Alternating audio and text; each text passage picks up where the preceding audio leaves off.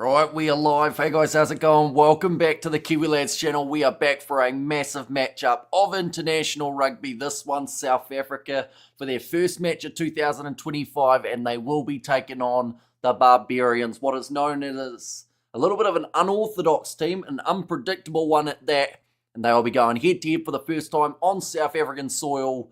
We are a little way away from the start of this match, but we've got plenty to talk about before we get into it. We just witnessed the British and Irish Lions taking on the Western Force for their first leg of the British and Irish Lions tour.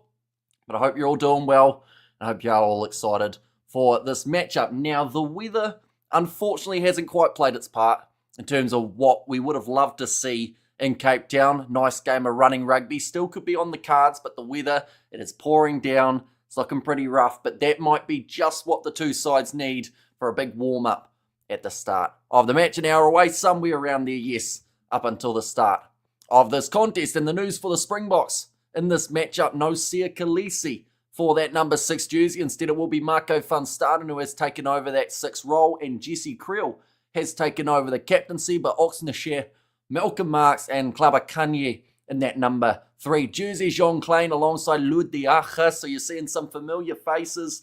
John Klein, only about the 7 caps, I believe, he has at the moment. Lud Diacha, a pivotal member of that Springbok side for quite some time. He ended up with injuries, though, recently that have really taken him out of the running only because of said injuries. But now that he is back, could certainly be a key for them throughout 2025. Like I said, no Kolisi in that number 6 jersey. Instead, it is Marco van Staden, man who did help the Bulls make it through to the URC final. Vincent Tchuka for his unofficial Springboks debut here at number 7, and Jean-Luc Dupré, a great opportunity for him. And at that number 8 jersey, Morne van den Berg and Sasha Feinberg, Mgume Zulu. Not a lot of caps between those two, but a lot of flair and a lot of superstar power for the future in the Springbok side. Damien Dialendi and Jesse Creel, that familiar centre duo in the middle of the park with Kurtley Arendse, Cheslin Colby, and Apalele Fasi at number 15. So overall, a pretty strong Springbok side. You definitely say that the backs in terms of stackness is maybe that little bit more, but there's one thing for sure, that front 5 could be absolutely dangerous when it comes to a scrum. They are just showing the live feed from Cape Town. I'm not seeing too many umbrellas at the moment. We might be in a dry patch, ladies and gentlemen, just at this point in time. I know that it was raining earlier on in the day, but has the weather cleared? Maybe we're going to get a nice clear game of rugby, which would be absolutely fantastic. We have got the South Africa win by a red card, says Fabian there. And hi again, says Deborah. Welcome in. Hope you are doing extremely well. And also we have got afternoon Hamish from a wet Cape Town, says, Roof, is it currently raining where you are, Roof? Because it looks like it's not too bad at this very point in time, although it does look like it got a little bit darker just then, actually.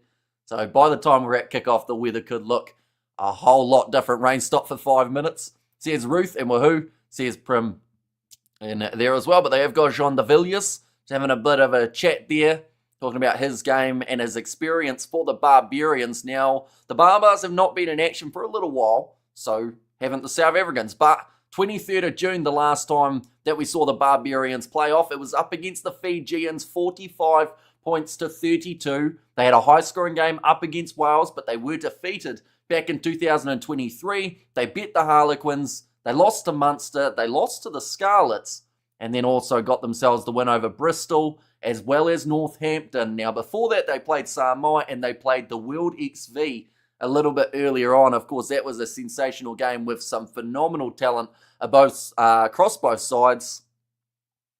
I think there were a few South Africans in that match too. I think one that comes to mind is Nkosi, who was out on the wing for that contest for the World XV. Semi Randrara was there. Some absolutely awesome players across the board. And speaking of the Barbarians, looking at them for this matchup, up against none other than the world champs, the Boks, Kian Healy, Camille Chat in the number 2 jersey, and Alo Amile, I should say, in that number 3 jersey. Ruben van Heeren, that man is familiar with this stadium, and hopefully will be able to have a standout performance. I know a few people will be keeping an eye on him in terms of a Bok contender if he is able to step up. And at this matchup, David Ribbons, he will be there as the number 5 in the loose forward trio. This is a very interesting trio, ladies and gents. Peter O'Mahony Sam Cane. There's quite a rivalry there, so I have no idea how they're going to be able to work together. But just in case that doesn't work, they've got Shannon Frizzell in the number 8 jersey. And then a very Kiwi stacked backline for this matchup. Tuera Kurbalo as the number 9, of course, has had some brilliant experience for La Rochelle throughout the years. Josh Jacob, the youngster in that number 10 jersey. Pitu Manga-Jensen and Lester Whainarnuku in the middle. Those two are definitely dangerous players. Lester Whainarnuku trying to put his name back in the running for the All Blacks. Pitu Manga-Jensen recently signing a deal with Japan, so he will be heading over there for next season. Jacob Ratamaitavuki-Nepkins. Now, anyone who doesn't know that man, hopefully he's going to be able to have a solid game. But the problem he's got is in front of him, and that is Cheslin Colby. Good luck for that matchup, because don't get me wrong, Jacob Ratamaitavuki-Nepkins, he's great on attack, but we're going to be looking through some stats a little bit later on, and his tackle percentage is quite concerning when you see Cheslin cross from that man. Mark Talia in the number 14 jersey, he too is heading to Japan, and then Melvin Jaminet, the French international, slots in at number 15 for the Barbarians. But we have got their Let's Go Barbarians from King Zion. Got a feeling that the Boks are going to issue a hiding. Says Robert there. And mate, have you pulled up the lineup yet? What nations are on the Barbars? Says Katzenell. They are mainly persisting of, well, you've got mainly New Zealanders, but then alongside that, there's a couple Frenchmen in there. Kian Healy, Irish. Paul Alo Amili is Samoan. Ruben van Heeren of South Africa. You've got Peter O'Mahony of Ireland.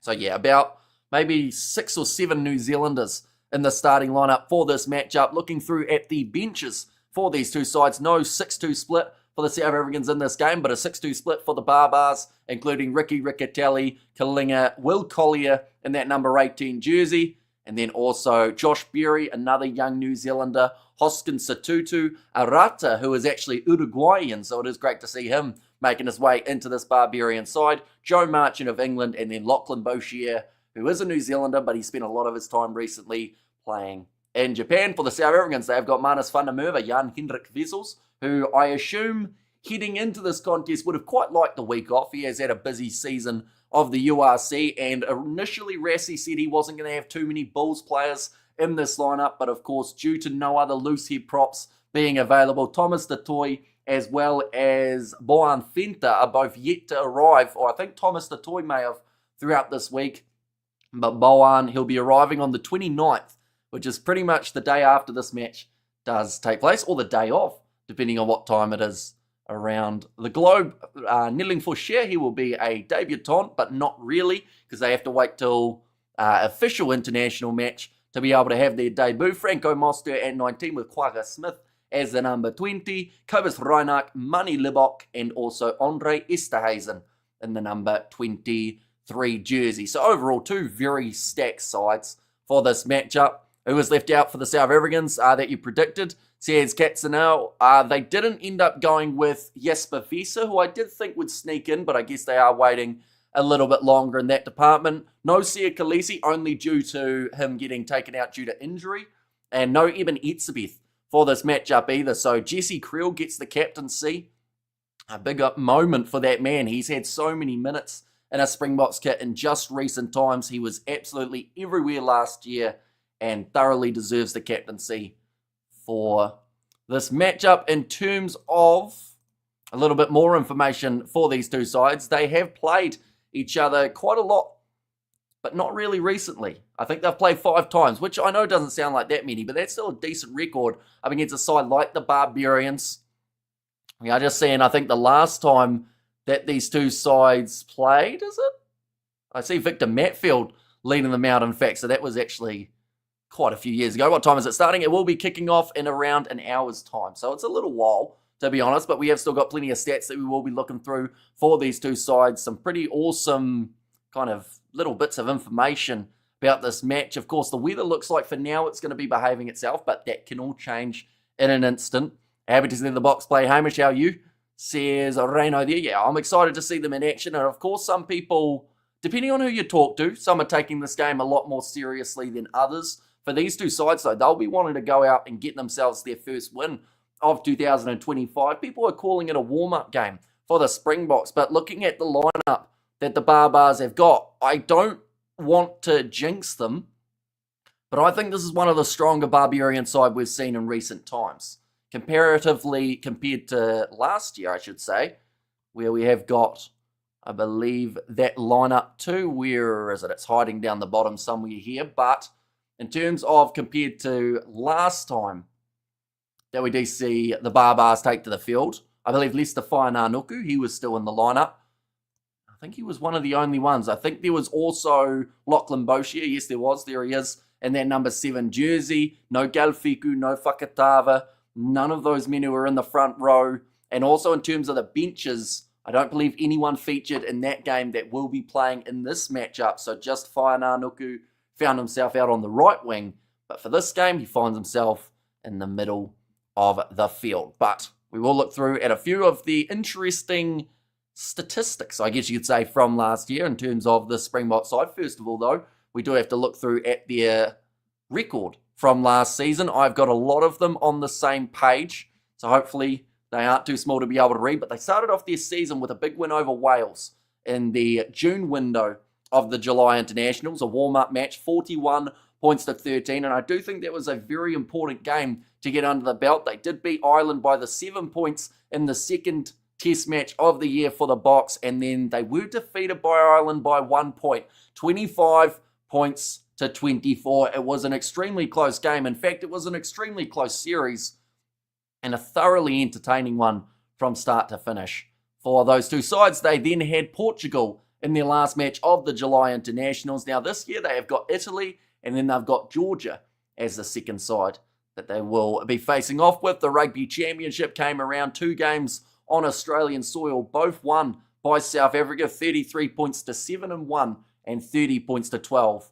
And the other then heading on to home soil, South Africa versus New Zealand, 31 points to 27. And then the follow-up game, 18 points to 12. 2 close games up against New Zealand, but they were able to win both of them. And the interesting thing this year is we will see South Africa travel to New Zealand rather than New Zealand travelling to South Africa. So, of course, that Eden Park Test match, one that's being talked about so much in terms of the excitement, a massive matchup for 2025, perhaps even the biggest of the year. Can the Boks end that All Blacks Eden Park winning streak? We did see Argentina get themselves a big win over South Africa, the only side to beat them in the Rugby Championship, 29 points to 28. They then came back with a vengeance in that rematch, 48 points to 7, and then 3 wins for the South Africans throughout their November internationals, 32 points to 15 over Scotland, 29 points to 20 over the English, and then 45 points to 12. They started the year with a win over Wales. They ended the year with a win over Wales. And from now on, I don't think Wales will want to play them because they keep getting beaten. But that is the gist of the Springboks 2024 season. They lost 2 games. They won the rest of them. And the goal for Rassie Erasmus this year is to win every single one of them. This game up against the Barbarians included. Yes, it's not an official international test match, but you can definitely guarantee the Boks would love nothing better than to get the win in this matchup. We have got there, what website are you using to watch the match? So I am watching on Sky Sport here in New Zealand. I believe it is on DSTV today. And also Stan Sport, I want to say, have it in Australia, but I could be wrong. Thank you for your Lions commentary earlier. No worries at all. We are going to be covering the British and Irish Lions series in full on the channel. Uh-oh, that lady is screaming at the sky. I assume that's because it started raining. Either that or she might just be crazy. We have got there, you're looking absolutely fabulous. Again, lovely commentary, says Roof, and also Creel is Iron Man. Yeah, the amount of minutes that Jesse Creel played throughout last year was absolutely insane. And that man, I don't think, gets enough credit for what he's been able to do, because we've got to remember, it was only 2 or 3 years ago. We have been on YouTube for that long. We used to do videos based around the Springboks. Jesse Creel was one of the most unpopular men to wear that Springboks kit. There were so many times that I had comments from people saying to kick him out of it, to never play him in the Springboks again. Now he's a guaranteed starter week in, week out, and he gets the captaincy for this match. I couldn't have been more happy when the guy did get announced. Of course, unfortunate news for Sia Khaleesi, but there is that light at the end of the tunnel, and that is Jesse Creel getting a massive, I guess, deserving opportunity to be the Springbok skipper. We have got there, how many games have you done today? Grinder's insane. This is only our second, believe it or not, but next weekend's going to be brutal. I can tell you that right now. There are so many matches that we are going to be covering. We will be looking through them a bit later on in this build-up to the match. Lions were a bit stoggy, but destroyed Western Force. Yeah, it was quite close in the first half, and then it just dropped off for the Force in the second. They scored that early try after, of course, the British and Irish Lions got their one. But, yeah, then the Lions just tore it up, got themselves a very handy win. Box will get more kicks than tries to win the game. It's in their DNA.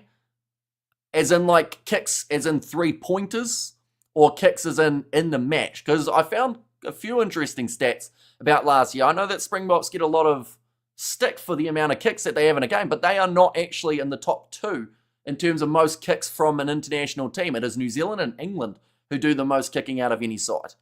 Stop South Africa winning percentage of all time, says Prim there. And we've got there, Hamish, did you see he done taking some forwards to his farm for training? Yeah, he is a very serious individual. I know that the Barbarians, they joked on social media about non-contestable scrums. I don't think the Springboks like that idea. It's been quite fun seeing the build-up. Stephen Kitsoff at the moment with the commentators, but he was another guy that got roped into some of the build-up for the match. 0 tries, 8 kicks versus Ireland in the second test. Rare you see that. Says giddy giddy. And also good to see you again, Hamish. Looking forward to some more commentating. Says JT, it'd be crazy that the games are lost just by 1 point.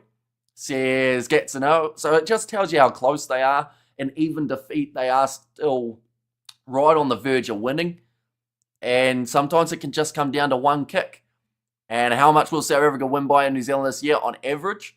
Says Cool Story. How much will South Africa win by in New Zealand this year on average? So there's only 2 games, so it would be pretty easy to get an average. If they win 1, lose 1, then the average will be pretty close to 0. I think if they win 2, then it would be less than 7 in terms of that average. I think that both games are going to be close, and we're definitely going to have to see those squads before too many predictions get thrown around. I know that South Africa have got their fair share of injuries at the moment, but quite a few of those guys should be back for the Rugby Championship, which is fantastic news. And thanks for covering the game. I hope no one asks why you're not showing visuals. We do get asked about 5,000 times a weekend, but it won't be too bad this one, I don't think. When I saw the Bok lineup, you can't question the depth. We see the season in the entire squad. The fact that Rassie named about a 50-man squad to start with tells you that South Africa have no lapse of depth whatsoever across their side. They have got so many talented players who aren't even in that 50-man squad or the initial named squad. And like that's just great news for Rassie as well as just for any sort of coaches and selectors, knowing that they've got so many guys that they can look to. Good to see and hear from you again. You bring a great amount of atmosphere to your commentating, being old school. I always listen on the radio to all the Springbok matches. Thank you, says Stuart. Well, thank you very much for being here, Stuart. It is greatly appreciated. What time do they play, says Outcast? They will be starting in 50 minutes' time. So it's quite long in terms of the amount of time. It is only around a half away from getting underway per se. That all rhymed. It wasn't supposed to. I remember that time with Jesse in 2015 to 2019. Remember that time he got knocked out after just 20 seconds playing on the wing. Says Albert, yeah, he's had a rough time. So thoroughly deserves that captaincy chance. And I do hope he plays the full minutes. I do think Rassie also is aiming to play him for the 80. So if South Africa loses today, it'll probably be 1 point since they only lose by 1 point. Says Katzenel, could be a possibility, although of course I think they will be far away from thinking about losing in this one. Yeah, Bok Diamond, how long before start? 50 minutes until the start of this contest. Enjoy the game, lads. Says Rainer, I'm looking forward to this. As a neutral, lots of good players on display here on both sides. Good luck to the Barbars. Let's go, Box. So, we are a little way away from the kickoff, like I mentioned, but score predictions at the moment, ladies and gentlemen. What are we thinking? Is it going to be a high-scoring affair? Is it going to be low-scoring? The weather is supposed to be poor for this matchup, and whether or not it stays that way, of course, we will have to wait and see, but maybe it could be a high-scoring. I think 60 points was my original prediction, or in fact, that might have been for the Force Lions game. And I don't think it will be a mile off 60 points here too, because we will see a few mistakes defensively. That is just with what happens in the first match. Last year, for instance, South Africa versus Wales. Wales probably scored more points in that contest than they were anticipating to. And excited to see Hamish. And for this match, go the Box, says Judy. And the first try scorer, first try is tricky because I think Malcolm Marx off a rolling maul could be a go for the South African side if they're willing to go for the corner rather than going for the 3-pointers. But you wonder whether or not for this game it's the perfect time to be able to give someone like a Sasha Feinberg, Ngume Zulu, the kicking tee and just allow him to get into his work for the international scene. We've got to remember that man suffered quite a few injuries last year, unfortunately, and some of them were a little bit more long-term than anticipated. He also had some real superstar moments in that green and gold jersey, though. Khaleesi should go and play for the RD team of Brakpan. I have no idea what that is, Outlaw.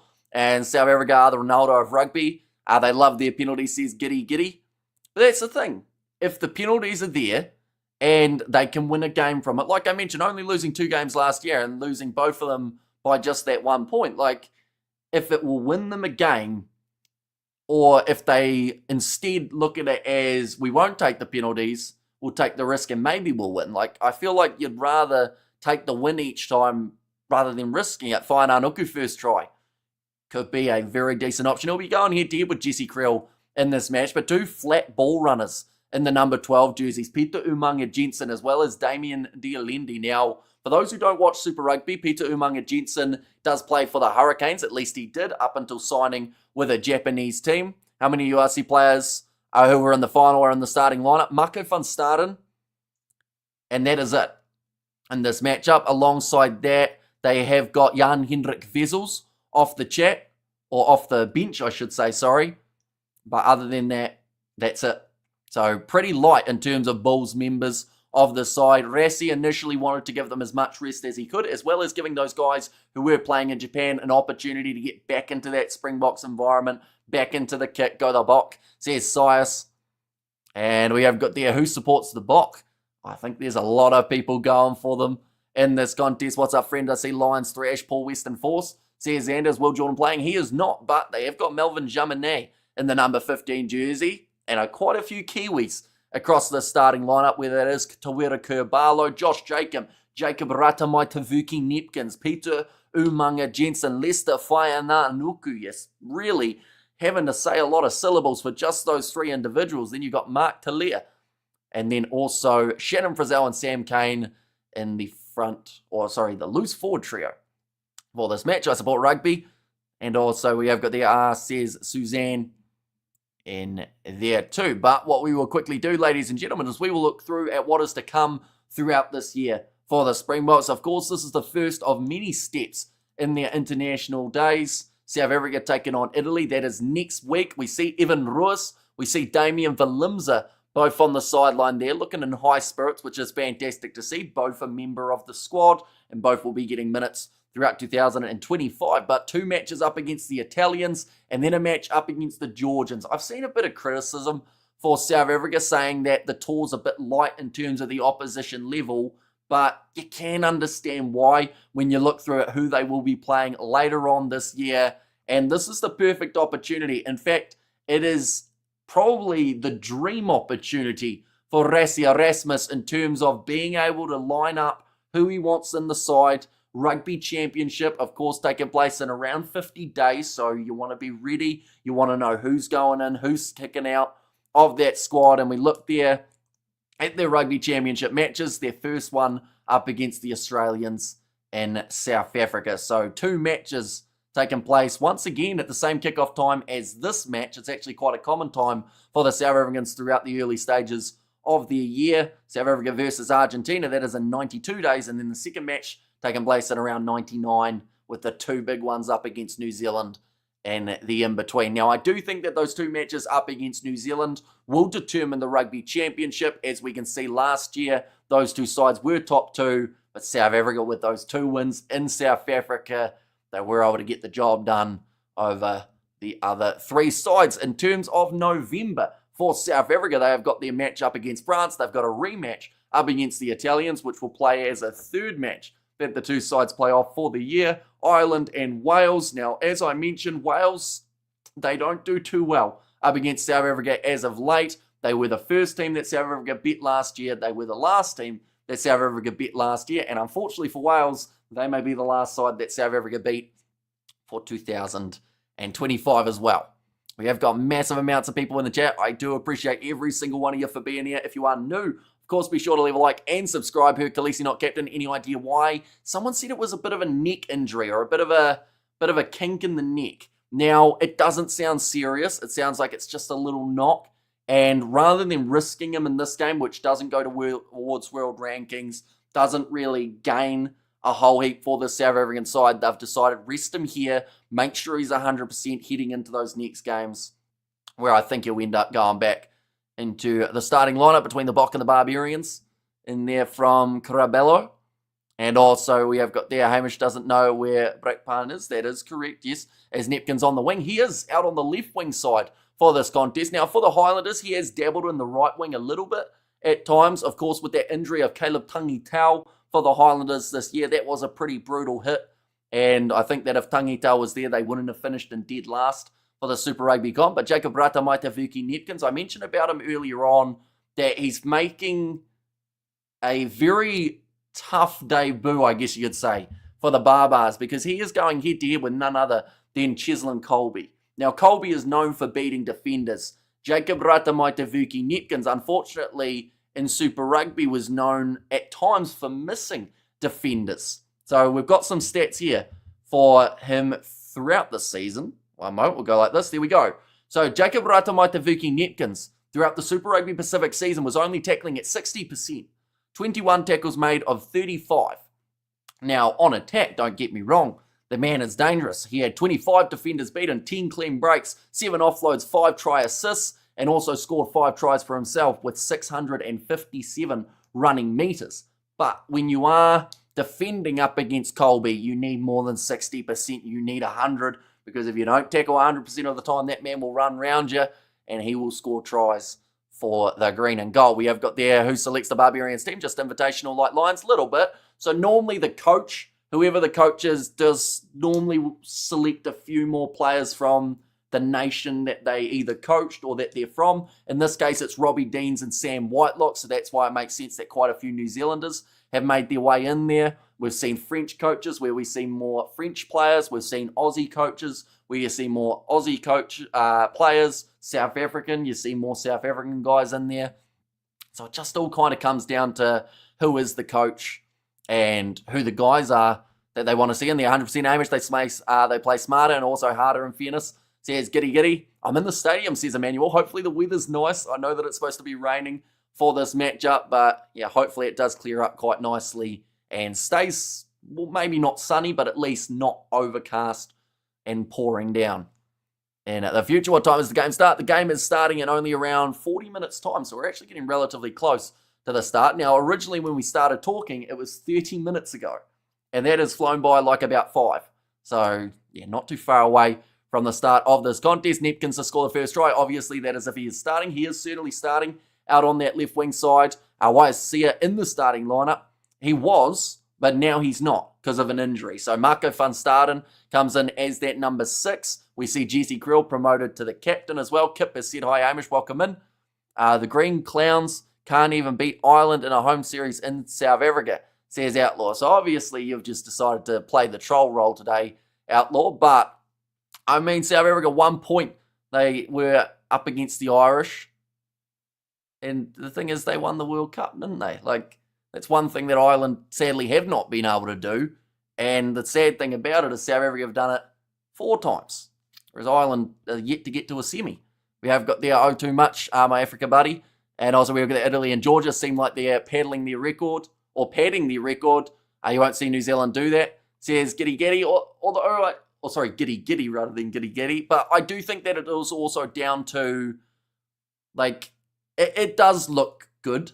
Of course, getting 3 wins in July, or in fact 4 if you count this game taking place in late June. But, like, every side at some stage will have a slightly weaker series, because that's one, like, it's great because Italy get to face the kind of toughest sides, but it also means that compared to some of the other top teams, they are the easier games. And I know that sounds harsh up against the Italians, and I don't mean for it to, because they have come a long way in their rugby. But when you get the top 6 kind of Southern Hemisphere sides playing the top 6 Northern Hemisphere sides, someone draws the short straw. And in this case, South Africa have drawn that straw. But they will still have to make sure that they beat them, because they definitely would not want to. Just want to find out, do you have a day job? We're watching you from Western Cape. Says Estelle, I do have a day job. I do work as a labourer or a builder, depending on the day that it is and depending on what we're up to. So, yep, full-time job during the week and then live streaming on the weekends is my hobby. We have their Ireland won 9 out of the last 10 games against the Box. Says Outlaw. They may have. But once again, in the moments where it's mattered most, South Africa have proven exactly why they are the best side in the world, number 1 ranked. South Africa should be banned from scrumming more than twice a half to keep the games flowing, says Katsanel. And we have got their when does it start? The game is starting in less than 40 minutes' time. We are getting close. If it's raining, this could be closer than I think, but still the Bok. And unfortunately, compared to the first interview that we just saw, like about 20 minutes ago, the commentators didn't have umbrellas. Now they do. So that does mean that it's probably going to be very wet by the time that kickoff comes around. It will be slippery underfoot. It will be a very intriguing type of contest between these two sides. Do the Africans have the bomb squad today? They do not. They actually have the 5-3. And I mentioned about it on my lineup prediction that I thought they'd go 5-3. I didn't see it necessary to have the extra forward, but then the Barbarians selected the 6-2, and I have no idea whether or not they did that just because maybe I would think the reasoning is it's going to be a physical game. You're going to be dealing with some pretty brutal South African forwards. But the other side of things is, was it a bit of mind games deciding to go with that 6-2 rather than the 5-3 just to say, look, we're going to try and do it just like you have. We have seen, though, the last 5 encounters, only one of which has gone the way of South Africa. That was back in 2000, the 10th of December in Cardiff. 41 points to 31. The last time these two sides played, it was in London, and it was a draw. And it was 31-31. The time before that, it was in December in London as well, 26 points to 20. So, you know, you can look at those and say that that means something in terms of what could happen in this game, but really, that doesn't tell you much. At the end of the day, not many of these guys were playing in 2016. A couple Boks might have been kicking around at that point in time. But for the Barbars, this side is forever changing, and you just never know who you're going to be facing until pretty much a couple weeks beforehand. What is it? We have got there, what is a bomb squad? Never heard of such. Says Gatsanel, have you not? It's quite a popular phrase when it comes to South African side. Also, it's a type of beverage, I believe, if I'm not wrong. And we have got there why they hate on Ireland, just because one troll says Roscom Rowe. I literally just had to answer back with statistics. You know, I have nothing against Ireland. I think that they are one of the strongest teams in world rugby today as well. And I thought they played absolutely phenomenal, the individuals in that British and Irish Lions side. Mac Hansen teared it up on the wing. We saw Joe McCarthy once again really come into his own. Burns got a gas tank about as deep as an oil mine. And you know, they are one of those teams that, given the opportunities, I think that they can be extremely strong. And they do have a lot of young academy players coming up through Leinster, as well as just in general. We have got the storming in Cape Town, says Real Bowers. And also Sia should start the match. He's injured, though, so he's not starting in this contest. He was going to be at 6, but he's not going to be now because he's injured. But it's nothing serious by the sounds of it. He should just be up for this one. We have got there, if it's raining, it's going to be closer than I think, but still the Bok. Says Michael there. And we have got there, do the Africans have a bomb squad today? Oh no, I read that one, didn't I? And Ireland won 9 out of 10 games since Gordon games in 2004. Facts, says Outlaw. So what is the actual point you're trying to make, Outlaw? Like, what is it that you're trying to gain? Are you trying to get everyone to say that Ireland are better than South Africa, or is it just like that's the statistic that makes you very happy in life? Because if that's the thing that keeps you happy, then I guess we've got to try and keep you happy, because you seem pretty sad otherwise. Are going to be a muddy game, says Shazza? Yep, big time. Lot of rain around. It's going to be a really tough kind of condition type of matchup. But hopefully, like the thing is, it was dry. So hopefully it's not going to be completely damp underfoot. Just like I think France are a better team than South Africa overall. They still can't do it on the big games, says Gatsanel. And we have good there, Ireland are not playing today, buddy, says Sucker Bull. And also we have got there who will be the goal kicker for the Barbars. I believe, I think it will be Josh Jacob. Jaminet also can kick though, can't he? So, yeah, I'd say it's Josh Jacob, then maybe Jaminet, and then off the bench, maybe Arata? I don't actually think they've got a huge amount of kicking specialists in this Barbar side. Ireland won the last game also against the Boks last year. Good on them. We have their bomb squad was originally the 3 All Blacks backs, Corey Jane, Ben Smith, and Richard Kahui. South Africa adopted it in their 4-pack. And we have got there how long till kickoff. Kickoff, we have still got another 35 minutes. So we are getting closer. It's slowly getting there. But still plenty to look at in terms of these two sides. And not just what is to come, but also what has been happening for these two sides internationally. The Barbarians, this is the only match that they have got confirmed. At the moment, Ireland is a great country with a rugby team, led by 2 Maoris and a Tongan. Says Dub there. Sasha kicking. I believe he will be.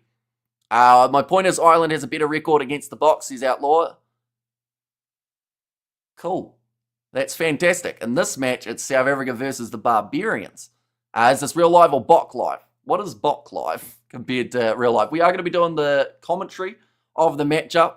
And we have got there, hey Ireland fans, this game isn't yours, move on. Says Viv B in there as well. Although, to be fair, there are a few Irishmen in this Barbarians lineup. They have got Cian Healy alongside Peter O'Mahony. And then also off the bench, I believe there is another Irishman scattered in there. I thought there were 3 Irishmen, but I've only found 2, Cian Healy and Peter O'Mahony. But O'Mahony is going to be the captain for this Barbarian side. How's the year going, Hamish? I'm excited for the internationals to finally be here, says Kano. There are so many great matchups that are going to be taking place. But in terms of what is coming next week, this is the full list of international games taking place. The Reds are going to be playing the British and Irish Lions. That is a midweek game happening on Wednesday for us here in New Zealand. I believe that will be a 12 p.m. lunchtime kickoff for you guys in South Africa. The New Zealand Māori taking on Scotland. That is the early game on Saturday. New Zealand versus France following that, alongside Japan versus Wales, which actually does overlap with that game prior. Waratahs taking on the British and Irish Lions. And then as we progress throughout the day, South Africa versus Italy, Georgia versus Ireland, Argentina versus England, Chile taking on the Romanians, Brazil and the Argentinian XV, USA versus Belgium, and Australia versus Fiji. And that is not all the rugby that has taken place, because there is also the Under-20 World Championship that is taking place tomorrow. We are going to be covering the opening contest between South Africa and the Australians, and then alongside that, we are going to be possibly doing the matchup between New Zealand and the Italians. We have got there, Hamish love your replies to the trolls. They are sad, says Viv B. And the Boks has a bad record against Ireland. Do you deny that? I don't think anyone denies it. It's just we don't know why you're going on about it for the full 30 minutes of this build-up. Have you got anything else to say? We have got the game being streamed here. Sadly not. We will just be doing the play-by-play commentary all throughout the matchup. Reasoning behind that is if we show any match footage or audio, you get a copyright strike and you get taken down off YouTube. So, of course, we don't want that to happen. We want to be able to keep the channel going. And we will be doing all of the games for South Africa throughout this year. So, of course, if you guys are new, be sure to hit that subscribe button. We have got there Russell winning track race in 2025 before Hamilton is crazy, considering he left for Ferrari. And we have got there, looks like a New Zealand Barbarian team with a sprinkling of Northern Hemisphere players. Go the Barbars, says Dub. And we are winning today, hashtag South Africa, says Aloiso. And there too. And they are in a bar at the moment, showing the crowd getting really behind this Barbars team, as well as the Boks. Like, that's the thing. When the Barbarians come to town, the crowd always turn up. Of course, South Africa, I know a lot more people will be there for them than they are for the Barbarians, but it cannot be denied. This is going to be a very entertaining game, the way that these two sides match up. We have got the South Africa 90% and Barbarians 10% in terms of the odds of winning, I assume that is. And absolutely spot on, Shazza, says Viv B. And then good day, Hamish, says Gary. Welcome in. I hope you are doing extremely well. Hope you're excited. Hope the weather is nice where you are. Is it a hot take to say Jacob is very average? I don't think so. I do think that he really struggled in that Super Rugby Pacific final, and I know that that's a one-off occasion, but this year, for me, he was not the standout young 10 that he was last year. I think that Reves Reihana, in the opportunities that he had, did actually outperform Josh Jacob. I do also think that someone like a Harry Godfrey, for me, actually went a little bit above him too. But he is one of those young guys that when he's firing, he can be very hard to beat. But him versus Sasha Feinberg, Ngame Zulu, is an absolutely massive one. When does it start? It is starting in only around 25 minutes time. So we are getting very close to the start of this match. Where can we watch this in South Africa? Unfortunately, the only real option to be able to watch it in South Africa is on DSTV. I believe the highlights will be up on YouTube afterwards though, so I would recommend checking those out. But I think it is paid to watch this one in South Africa, which I think is pretty rough. Like, at the end of the day, it's not part of the July Internationals, so for me it should be free to air. It's a great way to get people interested in the upcoming international matches. But even yourself, you're betting on South Africa, or am I wrong? I would back South Africa to win this game. If I was asked exactly who I thought was going to win, I wouldn't be able to give you a scoreline, but I would say South Africa have a pretty good shot of getting out of this game with the victory. The one leveling factor for me, though, is the rain, because at the end of the day, like we did see in the later stages, and of course this is not a direct comparison, but the later stages of the URC, the Bulls, the Sharks, the Stormers as well, they all struggled in rainy conditions. So you wonder whether or not that will carry over into this international game, because you've got to remember, this is the first performance together for a lot of these guys. Someone like a Vincent Tachuka, he has not taken to the field for South Africa before, so you've already got the nerves, and then you've got a little bit of a slippery ball to deal with too. Could lead to some real problems for the youngsters, but at the same time, that is where you can find yourself, cementing your jersey for later in the year. If you perform well in these type of conditions, imagine what you can do in the dry. So that will be the mindset of the South African team. It's not heavy rain. The field is already soaked by days of rain, says Albert. Yeah, it's going to be a real wet occasion. And the thing is, I don't think this is wrong to say. I think that we're going to see quite a bit in terms of the scrummaging throughout this game. I don't think South Africa will mind, though. When you've got Oxnashare, Malcolm Marx, and Klabakanye as your front row, that is a massive pack. And don't get me wrong, like Kian Healy, Paul Aloamile, as well as Camille Chat are not bad options in terms of a front row. But we're talking about a Bok pack that are really going to look to assert dominance, assert physicality. We have got there, if somebody talks the truth and a person get upset, he is living a lie. I think the only one getting upset, though, throughout the last few weeks has been you, Outlaw. Anytime you've come in the chat, you just try and rack people up, and you're always negative. So I feel like, that's a telling sign a little bit, isn't it? I'm excited to see Jacob play some internationals, get some experience before he becomes an All Black in the future. Says Kano there, how to watch in the UK. I'm not actually too sure of the options in the UK for this one, unfortunately. And we have got their great idea for free coverage, Hamish. Create interest for the rest. Exactly right. Like, if you can get people intrigued about these matches, you can hook them for the whole series or for the whole year. I talked about it earlier on too. Look at all these matches that South Africa are going to be playing. They have got their 2 matches up against the Italians as well as Georgia. That is the July internationals that we're going to see from the box. You've got a whole rugby championship here, which is going to be stacked with a whole heap of talent and potential up against the Aussies, the New Zealanders, and the Argentinians. And then you also have the November internationals where they play France, Italy, Ireland, and Wales.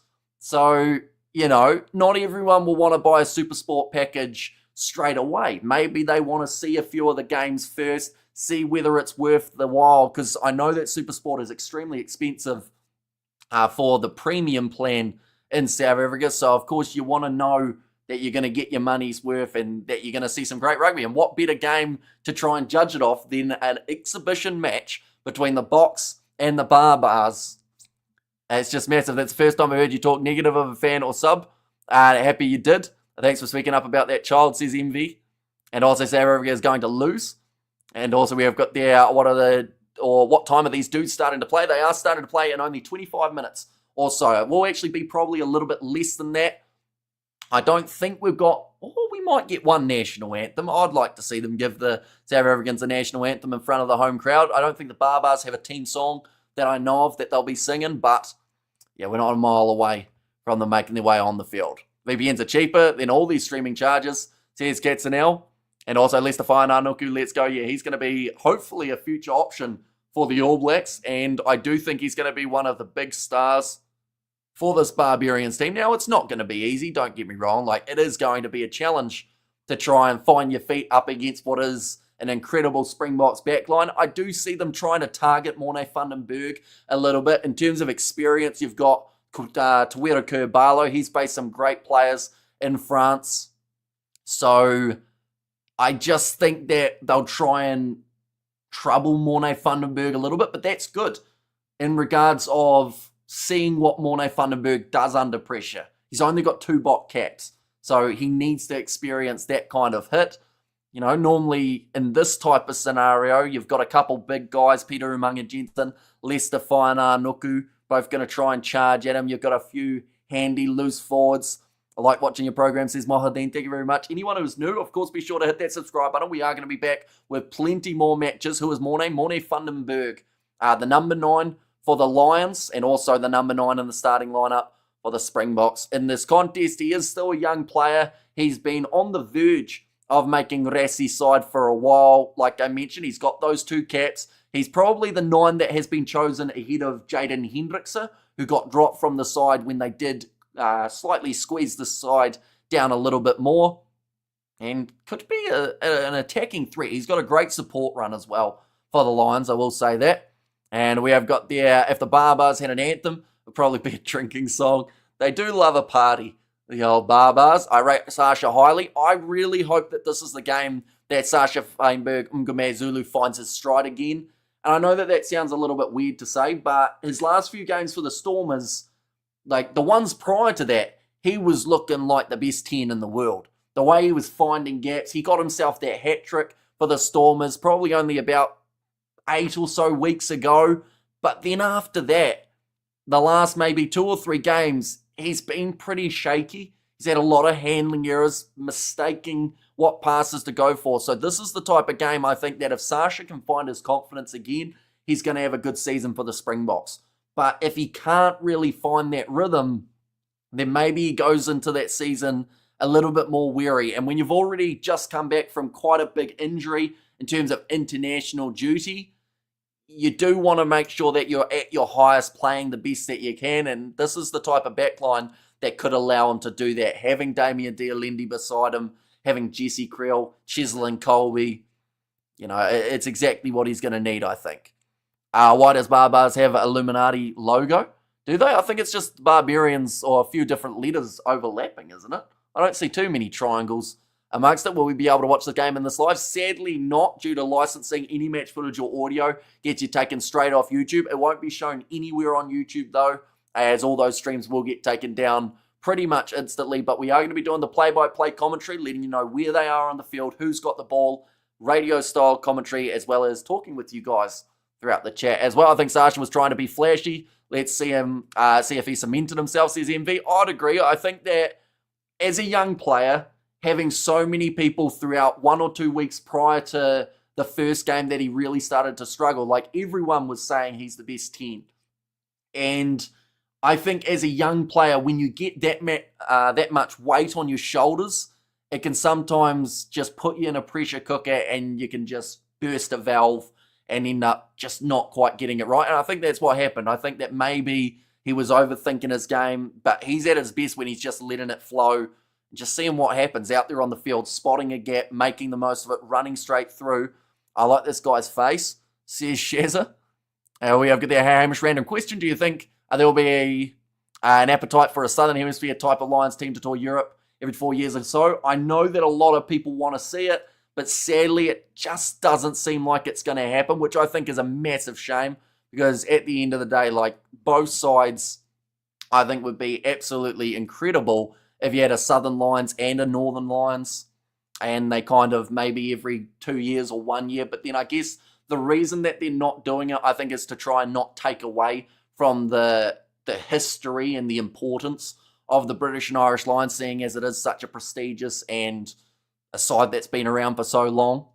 We have got there, when they play, they are playing in 20 minutes time. We are actually getting very close to the start of this match, this match up, I should say. This is going to be a hard one and messy game, but we is going to win. And 5 to 9 points. Wait, 5 to 9 points? That's a low-scoring game, but, I mean, if it's that close, surely there's going to be some very edge-of-the-seat suspenseful moments. So if that's the case, I'm all for it. Hopefully it's a good game. What's your score prediction? Well, originally, if it was dry, I was thinking 60-plus points. Looking through at the Barbarians record, yes, this is a very different Barbars team than the past, but there's not much defence at times, unfortunately, for them. You know, that game up against the Fijians, there was 77 points. The game up against Wales, it was 75. Game prior to that, 71. Game prior to that, 87. So, you know, you're not really up against the Welsh defence in this game. You're up against what is regarded as one of the best defences in world rugby. They've been working tirelessly to get it right. Rassie Erasmus, he has been training his side like their soldiers, and they're going to be going out onto a battlefield up against the Barbars. And you just feel like there's going to be some big hits across this one, but hopefully no injuries, because not only are these New Zealanders and whatnot needed for that maybe AU and New Zealand combined side up against the British and Irish Lions, but the South African team, they have already got a fair share of injuries on the list. No Peter Steph Toy at the moment, no Gerbrand Grobbelaar, not Gerbrand Grobbelaar, Gerhard Stennekamp is the one I was thinking of. They haven't got Trevor Nakanye.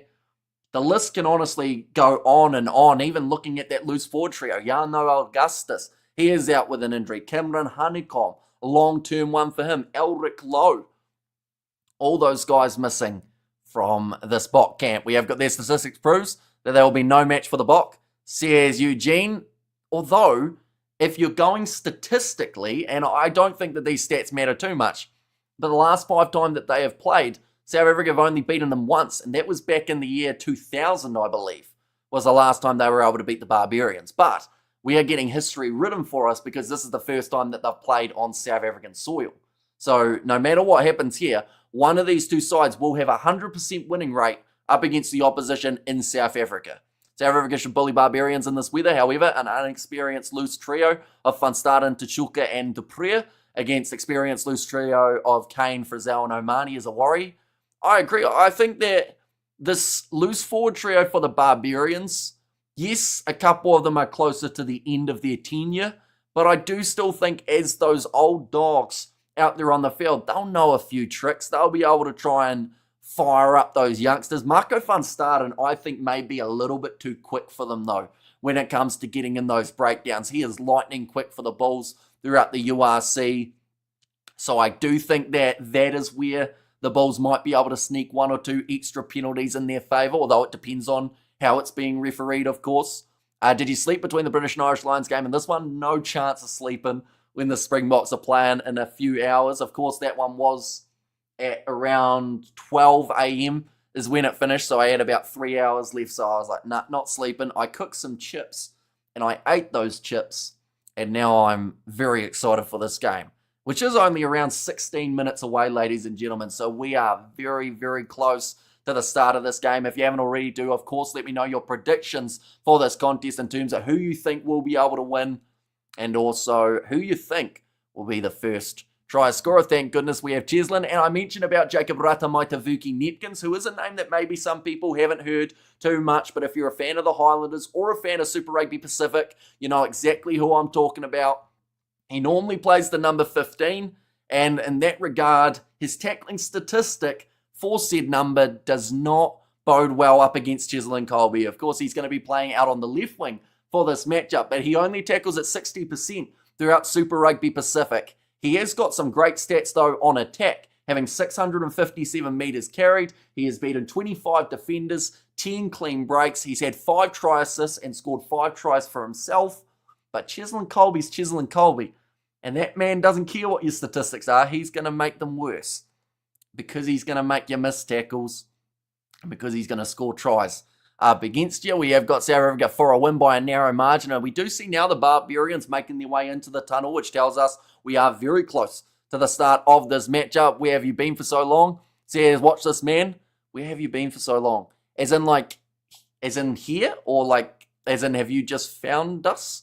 And who is the other wing with Colby? So on the Springbok side, in fact, we might as well just show the lineup while we are at it. We are close to the matchup. There you go. So Kurtley Arendse, he is going to be out on the left wing with Cheslin Colby out on the right. Upper Lelefasi, finds himself at number 15. By the end of the season for the Sharks, he was lacking a little bit of form, didn't look as confident under the high ball as he did last year in the green and gold, but a very experienced midfield combo here. Damien Dialendi alongside Jesse Creel, those two will do damage in the middle of the Barbars field.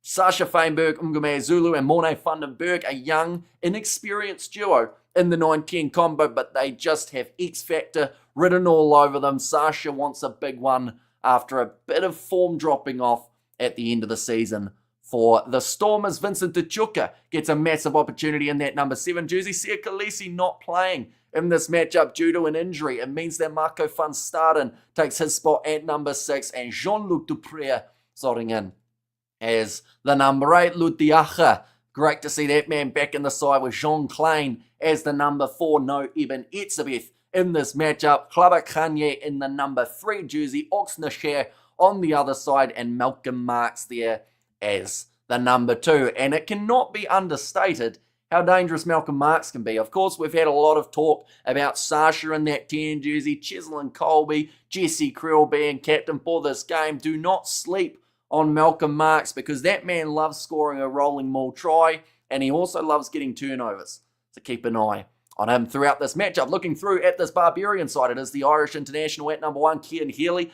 It will be Chat as the number 2, and Alo Amili of Samoa in that number 3 jersey. Ruben van Heeren playing against the South African side in the box, and David Ribbons as the number 5. Peter O'Mahony at 6, Sam Kane 7, and Shannon Frizzell in the number 8. A pretty dangerous loose forward trio here for this Barbarians team. They have got a lot more experience. The sun might be out in Cape Town. I think we just saw there for half a second, but the umbrellas are still out as well. I think they will be needed throughout this one, but hopefully it's because it's going to be raining tries. But now, Tawera Kurbalo in that number 9 jersey with Josh Jacob at 10. Peter Umaga Jensen alongside Lester Whaiana Nuku in the middle of the field. And then Jacob Ratamaitavuki Nepkins, Mark Taler, and Melvin Jaminet, the French international, at number 15. We have got there, I love the atmosphere, go box, says Irvin there. And come back from injury, should be up for it now, says Sharkman there. And kickoff is in 14 minutes, says Albert. Yeah, we are getting extremely close, probably about 12 minutes now from the start of this match. Hey, Hamish, long time, hope you're well. Nice to have you back, says Michelle. So it is great to have you here for this matchup. Of course, anyone who is new to the channel, be sure to hit that subscribe button. We're going to be back with plenty more of this season for the Springboks Barbarians. If they're playing any other matches, we'll be covering them on the channel too. We've got a massive rugby championship happening just around the corner, which also will be on the Kiwi Lads channel. I'm excited for Oxnashare Marks and Klaba Kanye, as well as the halfback pair, says Sharkman. We need Arge Snyman. Snyman will have his time in the Springboks kit throughout 2025. It seems to me anyway, at this current point in time, they're looking at those younger guys. They're giving them opportunities so that when, you know, the likes of an Arge Snyman, if he is injured, because let's be honest, the injury list for the Springboks at the moment is pretty long. They have had injury after injury, whether that is Peter Steph-Toy, whether that is, like I mentioned, the loose forwards. They have had so many losses, whether it comes to Cameron Honeycomb, Elric Lowe, Jarno Augustus, who was going to be a guy who just now was going to make his way into the Springboks environment. Like, they will want to make sure they've got their bases covered for those other guys. Sia Khaleesi has been ruled out. He certainly has ended up with a neck injury, which did mean that he is not going to be playing in this game, and instead Marco van Staden comes in as that number 6. Are you going to show the game live? Sadly, due to licensing, any footage shown on YouTube will get us taken straight off of YouTube with a 3-month ban, sadly, but it is on DSTV, and that seems to be one of the only options to be able to watch it in South Africa, which is a massive shame. We will be doing the play-by-play commentary, as it's the best South African team they could possibly have. I would say, as in the 23, I would say no. I think that they've got quite a few other guys who could have made their way in and been maybe stronger, but we've got to remember, Rassi loves the split squad system. He's not going to go with absolutely everyone in the first game. He's going to spread them out. He's going to give split opportunities so that everyone is fresh heading into that rugby championship. And I believe that is what we're going to see between Italy and Georgia in those contests. We will see a mixture of the teams. Rassi will find his new combination so that when it comes to that rugby championship time, the green and gold are just as strong as they've ever been. Just pulled and seen your theme. Thanks for your input. Nice build up. Let's go. Says Graham there. And we have got there, are you going to show? Oh no, I read that one, didn't I? And we have got there, bang it over, boys. And we have got there, does this result impact world rankings? It does not at all. So pretty much this is considered an international friendly, but I can tell you right now, the only thing friendly about it is the name. Other than that, I mean, it is for a Qatar Airlines or Qatar Airlines Cup, I believe, between the two teams. So, of course, they will want to both get that one. There once was a bot called Rassi Erasmus. Says Albert there. If South Africa lose today, it doesn't impact the ranking, correct? It does not at all. But, of course, they would lose the Kill It Cup, I think it is also called. And, yes, Albert Amish is one of us, says Michelle there. And our DNA is green, says ARC. But ladies and gents, we are less than 10 minutes away from the start of this match. It is when the nerves start to kick in. It is when the skies hopefully will clear so that it is going to be a lovely atmosphere. But tell you what, that cloud is very grey in the background. So I don't think we're going to see a clear sky for this matchup. But they've got the fire out. That will be put out pretty quickly if it is raining cats and dogs. We have got there, will we get a backheel conversion tonight? It depends on the scoreline, I would say. Like, for these guys, the likes of a Sam Cane, the likes of a Peter O'Mahony, you feel like this is going to be their last, well, maybe their last Barbarians appearance. They always find a way of getting them back in. Overcast for this matchup, rain is 94%. Kilometres of wind is 28, so that's actually relatively high for this one. But 12 degrees Celsius the low, 14 degrees Celsius the high. It's for the prestigious Qatar Airways Cup. I put some respect on that cup. Says MV4. And we have got there, they have had a cup for everything these days. Says Sai. Hamish is the biscuit. Says Shazza. And there as well. But they are just showing the starting lineup. Boy, I'm looking forward to seeing Clubber Kanye in that starting side. First scrum. I think that if you're the Springboks, you just drop that ball straight away to get the scrum down because they might find some dominance relatively early on. How many South Africans playing for the Barbarians? Just the one in Ruben van Heeren. And he has been talked about quite a bit throughout this week. If he has a good performance, like, yeah, you chuck him in terms of that Springbok squad heading into the Rugby Championship. We have got a member for 25 months in Ruth. And awesome, love Amish as commentary top. Says Ruth, thank you very much. Greatly appreciated. It's not a test, won't impact ranking. Only professional invitation team. Purely playing for pride and tradition.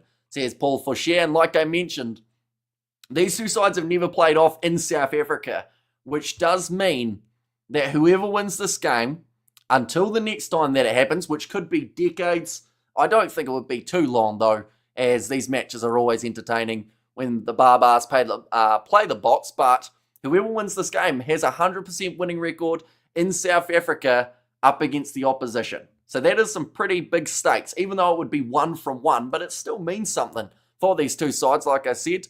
And so blessed for the channel watching the Boks play the Barbarians with Hamish today. I just hope we'll have a win for us, Barbarians and World Cup revenges, says Marius. And when is the game happening? Are you showing it live, says Quila. So the game is happening in only about 7 minutes' time. We are very close to the kickoff.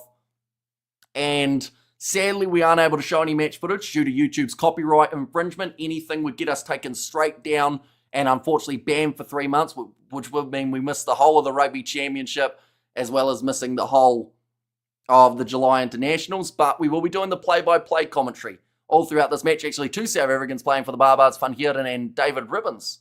Oh, my bad. I didn't actually realise that Ribbons was South African. I don't know why I thought he was English.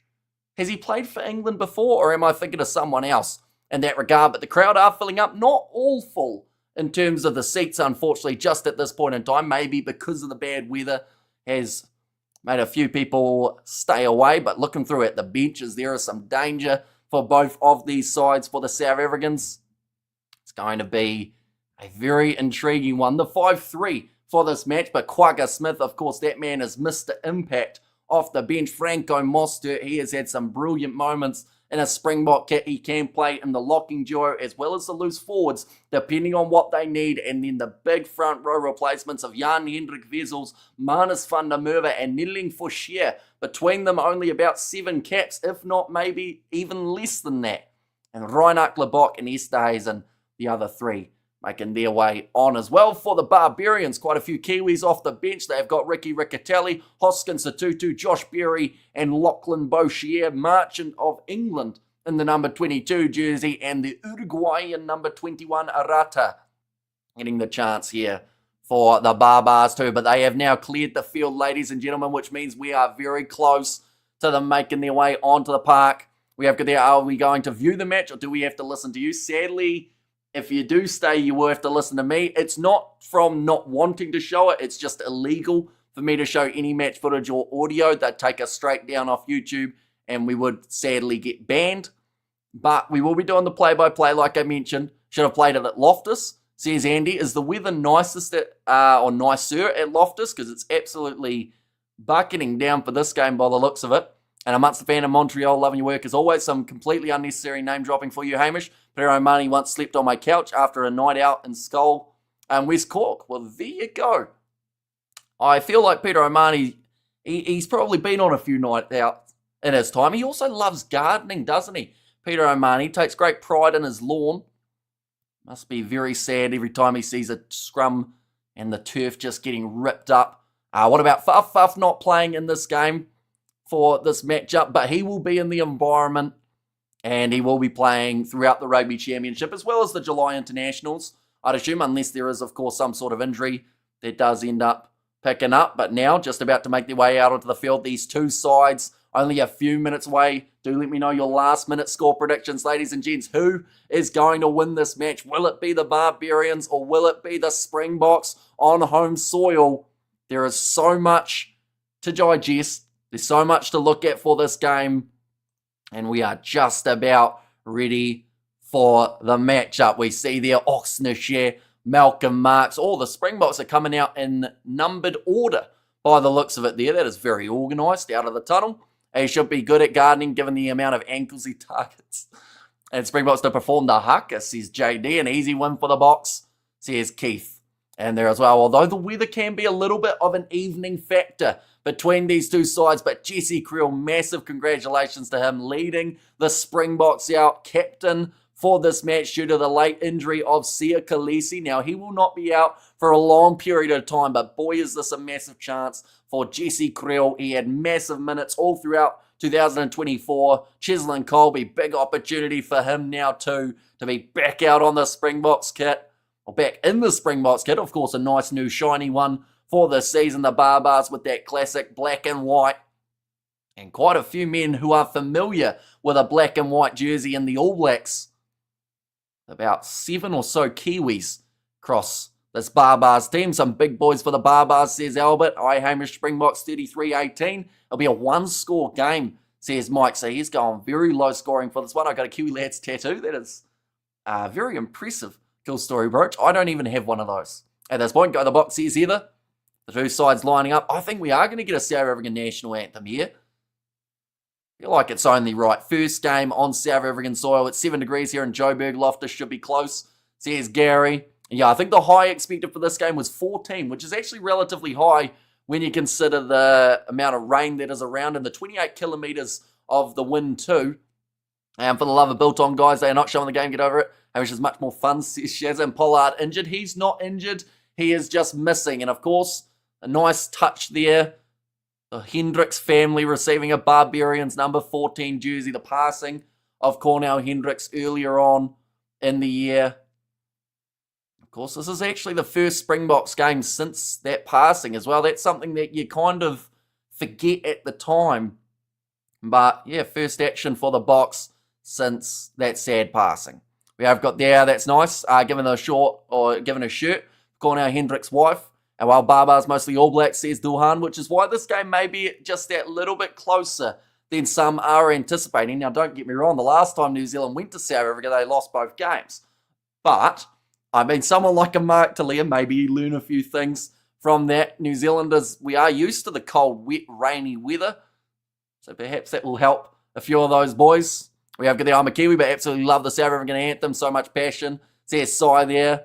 And also, who would you rather have on the bench, Libbok or Husson? I would actually go Mani Libbok. Now, I know that that's controversial, but Johan Husson, he's consistent off the tee, don't get me wrong, and he'll probably win your game with a kick.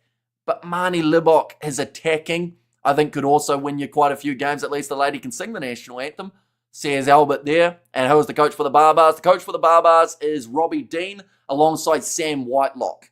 He must be from Wellington. I am not. Further south where it is even colder. Maybe not quite as windy, but pretty chilly down here as well. Currently 3:10 a.m. here in New Zealand. Ladies and gents, this game going to be kicking off at 5:10 p.m. South African time, which means we're only moments away from the start of this match. So do let me know, first try scorer of this match, who do you think will get it? Is it going to be a Barbarians player? Is it going to be a Springbok? Or are we going to get no tries in this game? I really hope that's not the case, but we've got to throw it out there while you're not wearing a Bok jersey. Green screen, green jersey, or green kit does not go too well together.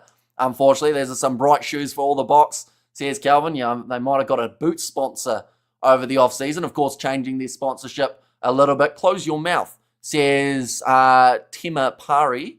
If I close my mouth, it's quite hard to talk. I'd be a terrible ventriloquist, I tell you what. But match about to get underway. The South African national anthem has just finished, and we are ready to go for this match. Our first try will be Apalele Fasi, says Nikki there. Go the Bok, says it was Zanwile, or Swandile, I should say, sorry. And the Boks all the way, says Trevor. They are showing Jesse Krill. Great chance for him to wear that captaincy. And Jesse Krill will score first. Also, you're saying the skipper runs it in. The thing is, like I mentioned, the Barbarians, they have high-scoring games. So I have a feeling that this one is going to be just as high-scoring with a little bit of luck, even with the amount of rain. I agree with you about Marnie Hamish.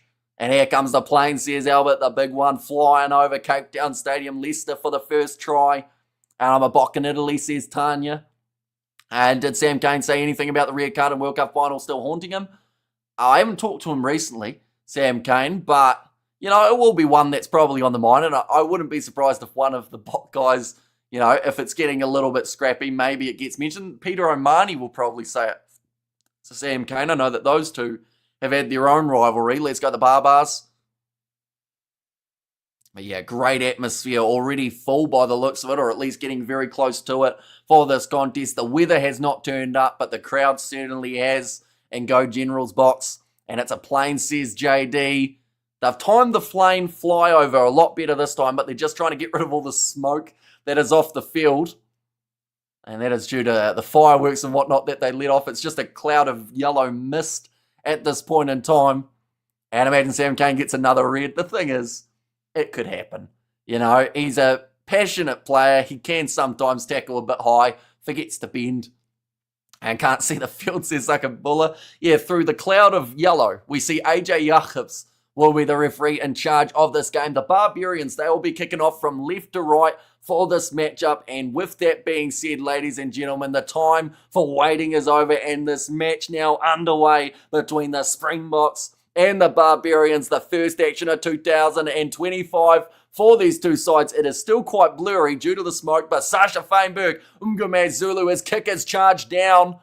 And there was a blow of the whistle there. Oh, Kian Healy fired up right from the get-go. But there was a knock-on advantage for the South Africans. So within 25 seconds, we already get to see a scrum. I jokingly said that South Africa might look to knock this one on early so that they can get a chance with their scrum. But straight away, it was Ruben van Heeren who did end up knocking that one down. We see Sasha Feinberg, Ngume Zulu under a little bit of pressure there. Kian Healy got his hands up to it. That would have been very interesting had that not been under advantage. But now that big front row for the Springboks. They've got Oxnashire, Malcolm Marks, and alongside that, they've got the new man as an Ate Klabakanye. And Chislin first try, says Shazza there on what South African TV channel was the game playing on. I believe it is on DTSV. I think it's 201 and 211, if I'm not wrong. I like South Africa, says cool story, bro. And it's always great to see the crowd and the fans get behind the Springbok side. Yes, Bok scrum power, says Sakabula. So for the first time, here comes the scrum.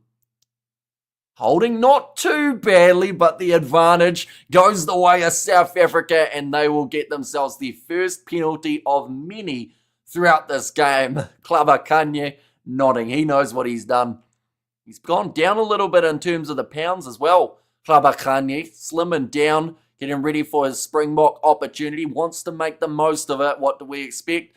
We expected a scrum penalty, and that's exactly what they got. I thought for half a second the Barbarians held it, but then it went away. And we see it there.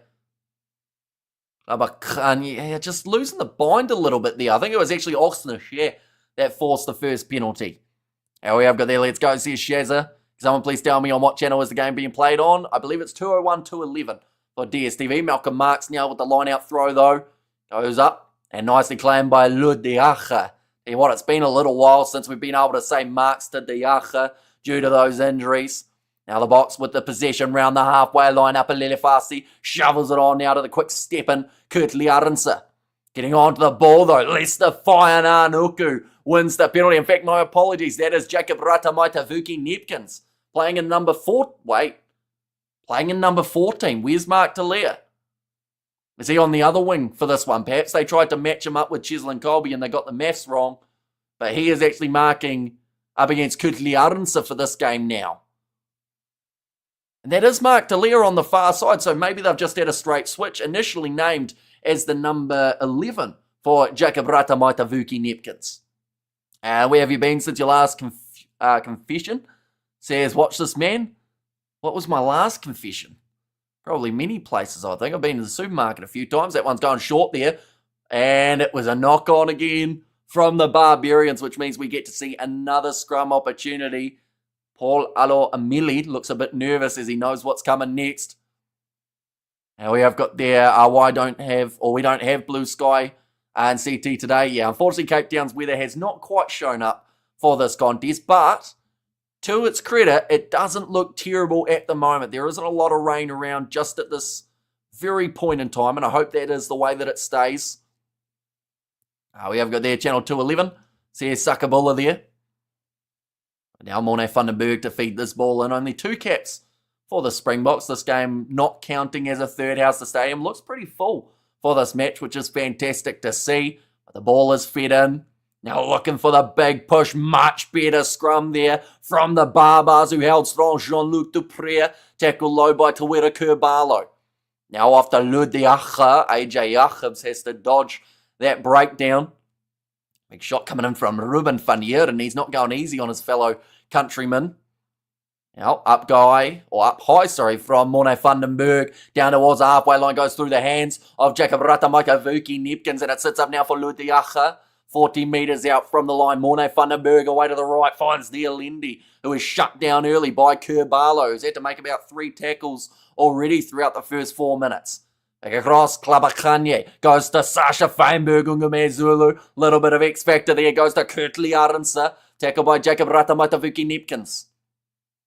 Now another big run from Klabakanye already getting into his work. The big tight hair prop, Morne Vandenberg. Short ball to Oxnish here. It's good phase play here from South Africa. Jean-Luc Dupré plays half, kicking him behind Melvin Jaminet. Pressure on him. He stepped into touch, I'm pretty sure. But it's a knock-on anyway from the Barbars inside of their in-goal area. And that is going to be now a 5-metre scrum. Springboks ball. Good luck stopping this one. Who knocked that ball? So it was Josh Jacob who did knock that one inside the in-goal area. I think if they actually check this, I believe it was actually in touch. We have got there, I hate the South African commentary. They just talk about their own side, watching the game on mute. Says Jay there. We do appreciate you being here. We will try our best to sync you up with the time. We see it there. Yeah, Jaminet stepped out. So I think that no. When you think about it, would you rather a scrum 5 metres out from your line up against the Boks or a line out 5 metres out from your line up against the Boks? It's really a lose-lose situation. But already we're seeing some drink bottles out there on the park, players trying to recuperate after a hectic first 5 minutes. And everyone, let's go the Bok, says Lilia there. And also we have got the Hamish's super fair neutral, great stuff, says Roof. In fact, they are going line out, so they did find their Jaminet's foot was over the touchline. And the greatest team in the world, says Michelle there. Now Malcolm Marks ready to throw this one in. This could be danger for the Barbars if they are unable to defend. This one's moving and slowly Creeping towards the try line, Malcolm Marks breaking off the back. Josh Jacob turns him over, but he will not stop him, and Malcolm Marks gets the first try of the game. 5 minutes in, Rolling Maul says thank you very much. I can't remember whether or not I went with Malcolm. I think I went with Malcolm in the end off a maul, didn't I? Right back near the start of this live stream as my try scorer. And then I slightly pulled out because I said, but will they go for the rolling maul? And then I just changed the subject. And I told you it would be Mark, says Sucker Ball Amish is unbiased, says Jay. I would like to see Tony Ball in this game. Will give me a good idea of how we're going to play this year, says Gabriel. But I also do think that the Springboks, they won't show all their cards in this game. They'll show a little bit. But as we know, Rassie's got about 57 other moves and other tactics that he can bring in just to throw the opposition off. Oh, not quite striking that one nicely for Sasha Feinberg Ngumazulu. So the score will remain at 5-0. What kick is that? Yeah, didn't quite strike it. He tried to go from left to right. And he didn't quite bring it round enough. How's Hamish? Thanks for the broadcasting this game. Have a beer now. See you stand there.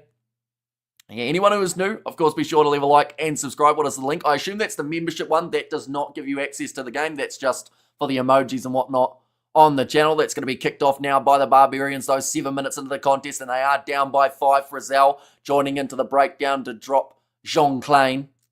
Now, Morne Vandenberg rolling this one back. The Springboks boots are all very shiny, aren't they? The bright yellow and green.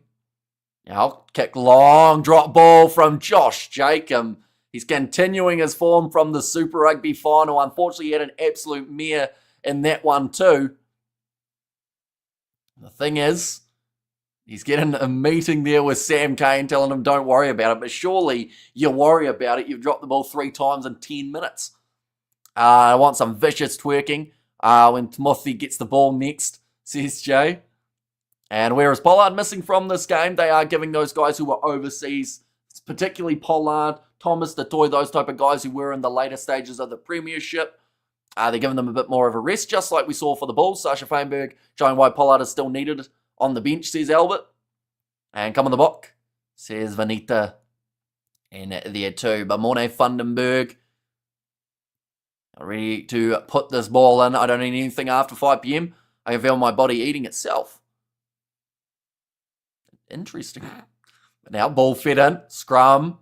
Trying to hold strong. You can see the way that the Boks are really grunting into that one. Massive shot on Morne Vandenberg by Kerr Barlow, but 25 metres out from the line now for South Africa going across to Lutiacha. Going to be hit hard by Sam Cane and Frizzell. A couple ABs.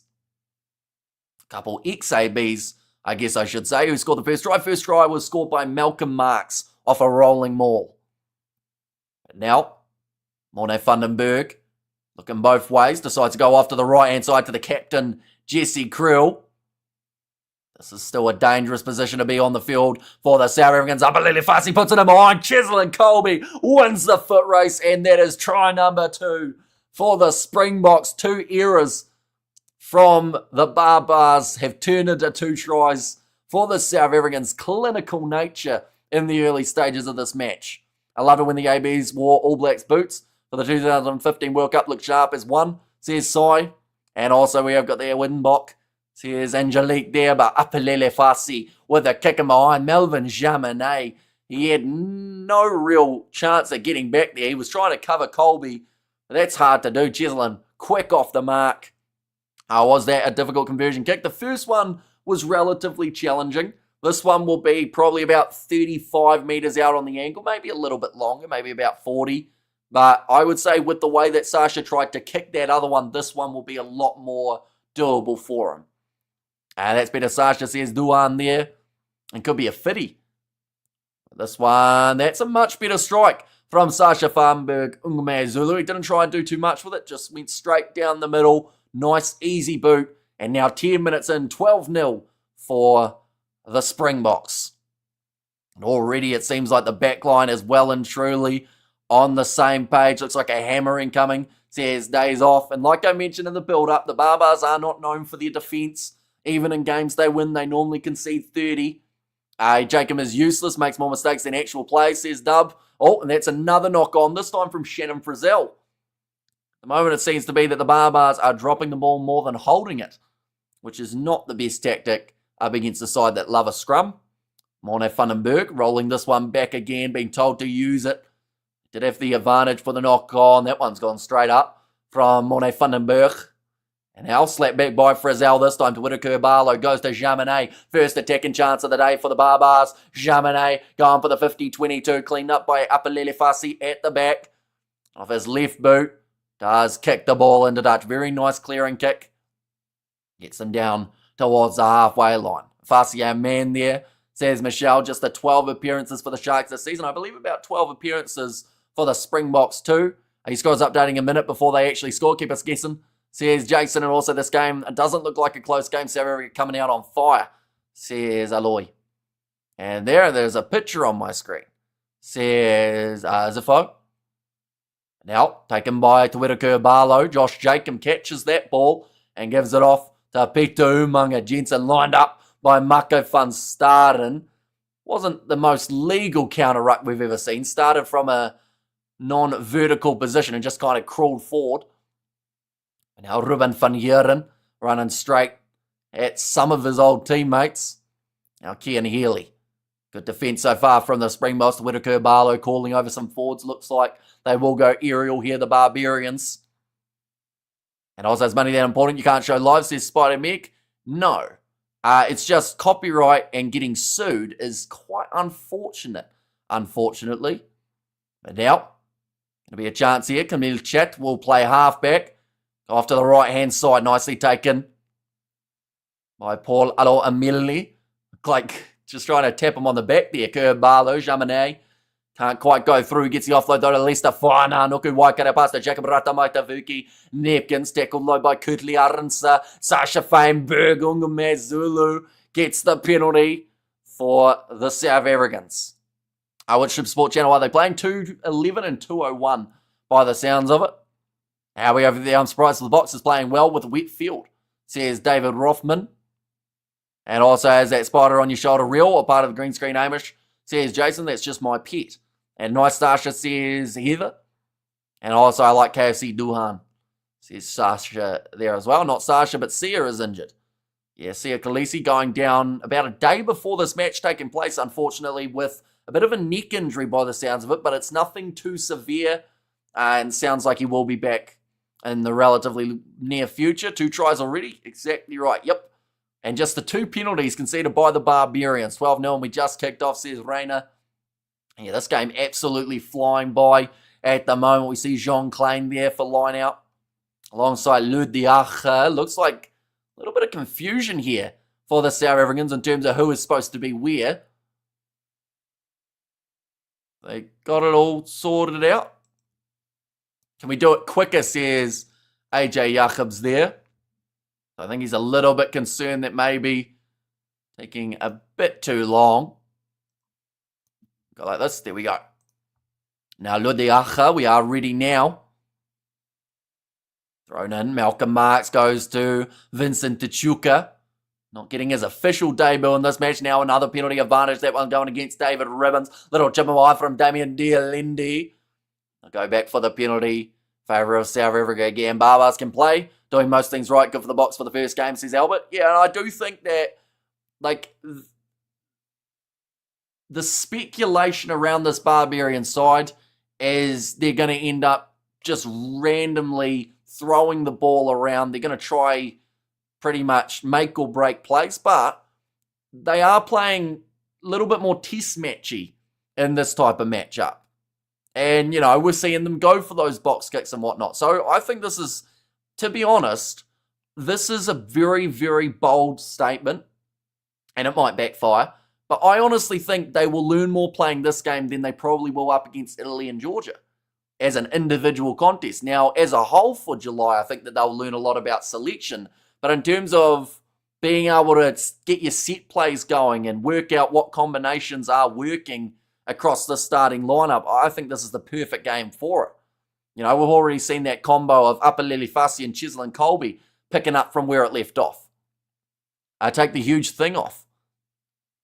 Take the huge thing off? Is that my head? Can't take that off, unfortunately. Now Morne van den Berg goes off to Ludiacha.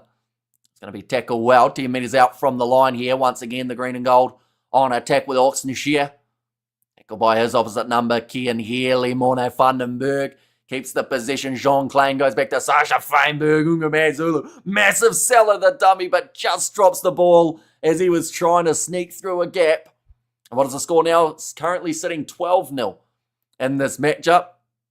And we over there, South Africa is winning, says Will Hust. That is true, other than Ruben van Heerden and David Ribbons, as they are on the Barbars team.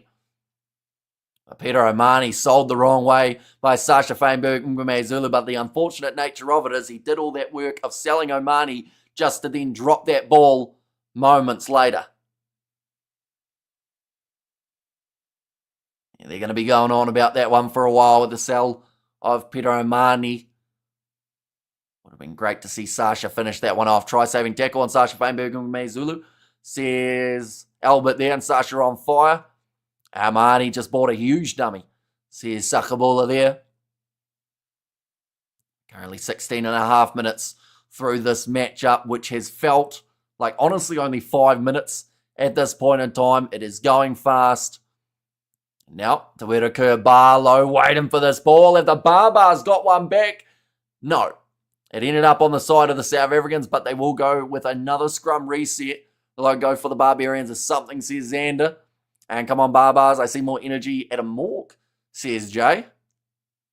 Although their handling hasn't gone too well in the early stages. I think that's been hurting them drastically when it comes to territory on the field. As the rain, there was rain forecast. It doesn't look like it's raining at this very point in time, though, which is quite great news. And Sasha the Goat says, Enrique. And out, enjoy your weekend. Is everyone here supporting South Africa? I've seen a few going for the Barbars, but the bulk are supporting South Africa for their first match of 2025. Of course, their next 3 games will be up against Italy and Georgia. And then straight into that rugby championship in less than 50 days' time. Now, collapse there, and the free kick goes the way of the Barbarians. That is a big one for them all. To where Kurt Barlow trying to bump over the top of Morne van den Berg. Pick and go from Shannon Frizzell. Now back across Jamane, short side, big shot on Camille Chat. That was by Cheslin Colby, who drove him sideways. That man definitely pound for pound. It's one of the hardest hitters in rugby now, Ruben van Heeren. Bit of a cheap shot there from Sam Cane on Marco van Staden. Back into the pocket to Lester Fainanuku, not known for his kicking, but it's not a bad exit. Down towards the halfway line now. Sasha Feinberg Ngame Zulu passes across to Apalele Fasi, tied up by Ruben van Heeren. I want Barbars to win. Don't think they will, says Cheese. Now a little kick in behind and slides almost into touch for Josh Jacob. Luckily for him, it's going to be a knock-on in the tackle from Cheslin Colby, but Jacob's had an absolute horror start, is the best way of saying it. Rugby Championship doesn't quite have the same ring to it as, say, Tri-Nations or Six Nations. Doesn't it? I don't mind the name Rugby Championship. It sounds all official and like a championship. Do you think Leicester can make it back to the All Blacks? I think he's got a decent chance if given time. Must be a Temu green screen, I'm guessing. It is not, no. I bought a few random things off Temu. Some things I'm not proud of, but the green screen was not one of them. Now Camille Chat, nicely taken in the Barbarians line out. Back into the pocket for Josh Jacob. We'll send it down the field. Decent amount of distance on that one. Nicely taken by Cheslin Colby. Up Lele Fassi around the halfway line. Will kick it high. Got taken out by David Ribbons. Are they going to call it as a penalty? They do not. Now to where occur Barlow. Goes on the outside to Camille Chat. Close to the sideline. Barbarians in possession. Shannon Frizzell low pass to Chaminade. Look for the offload. It's taken by South Africa. Bounce pass. Cleaned up by Fainanuku. And they'll go back. Massive shot on Jacob Ratamatavuki Nepkins by Vincent Tachuka. And we're going back again for another scrum. Fair enough. I think Wimbledon is more officially known as the championship. Says Hobo there. And also Rugby Championship is fitting, giving the 3 World Cup champion teams in it. And also we have got there, hopefully you're doing well, says Ruth. And spicy tackles. Yeah, there's been some big hits already throughout this matchup. Barbarians don't stand a chance, says Dogue. And there as well. Yeah, of course, anyone who is new, be sure to hit that subscribe button. It is greatly appreciated you all being here for this matchup. If you are new, we are going to be covering the international games of rugby in the near future. How many South Africans on the Barbarian side on the bench? 2 in total for this side. And, of course, a lot of South Africans in the South African lineup. And 150 kg prop full of biltong, although he's cut down. Old Clubber Kanye is actually about 15 kgs lighter than he was at the start of the season, I think I heard someone say. We have got there, I like the way you're pronouncing the names. Other players from Ruslav there, thank you very much. And as a Nathi doing us proud, yeah, I mean, he's fitting straight in to that front row. And when you're the size that he is and the scrummaging ability that man has, like, you are going to fit perfectly into a Bok jersey. Just a lot more syllables to deal with, I suppose, is my thinking. Says Hobo there. I guess so. If you don't like syllables, then rugby championship, you got 6 rather than tri-nations, 3. So you got to double the syllable count. But then there's 4 teams. So I guess quad nations. Quad nations sounds like something that will teach you how to get massive quad muscles. And I think I need that. Penalty. Going the way of South Africa. It's scrum time again. A knee has gone down for the Barbars.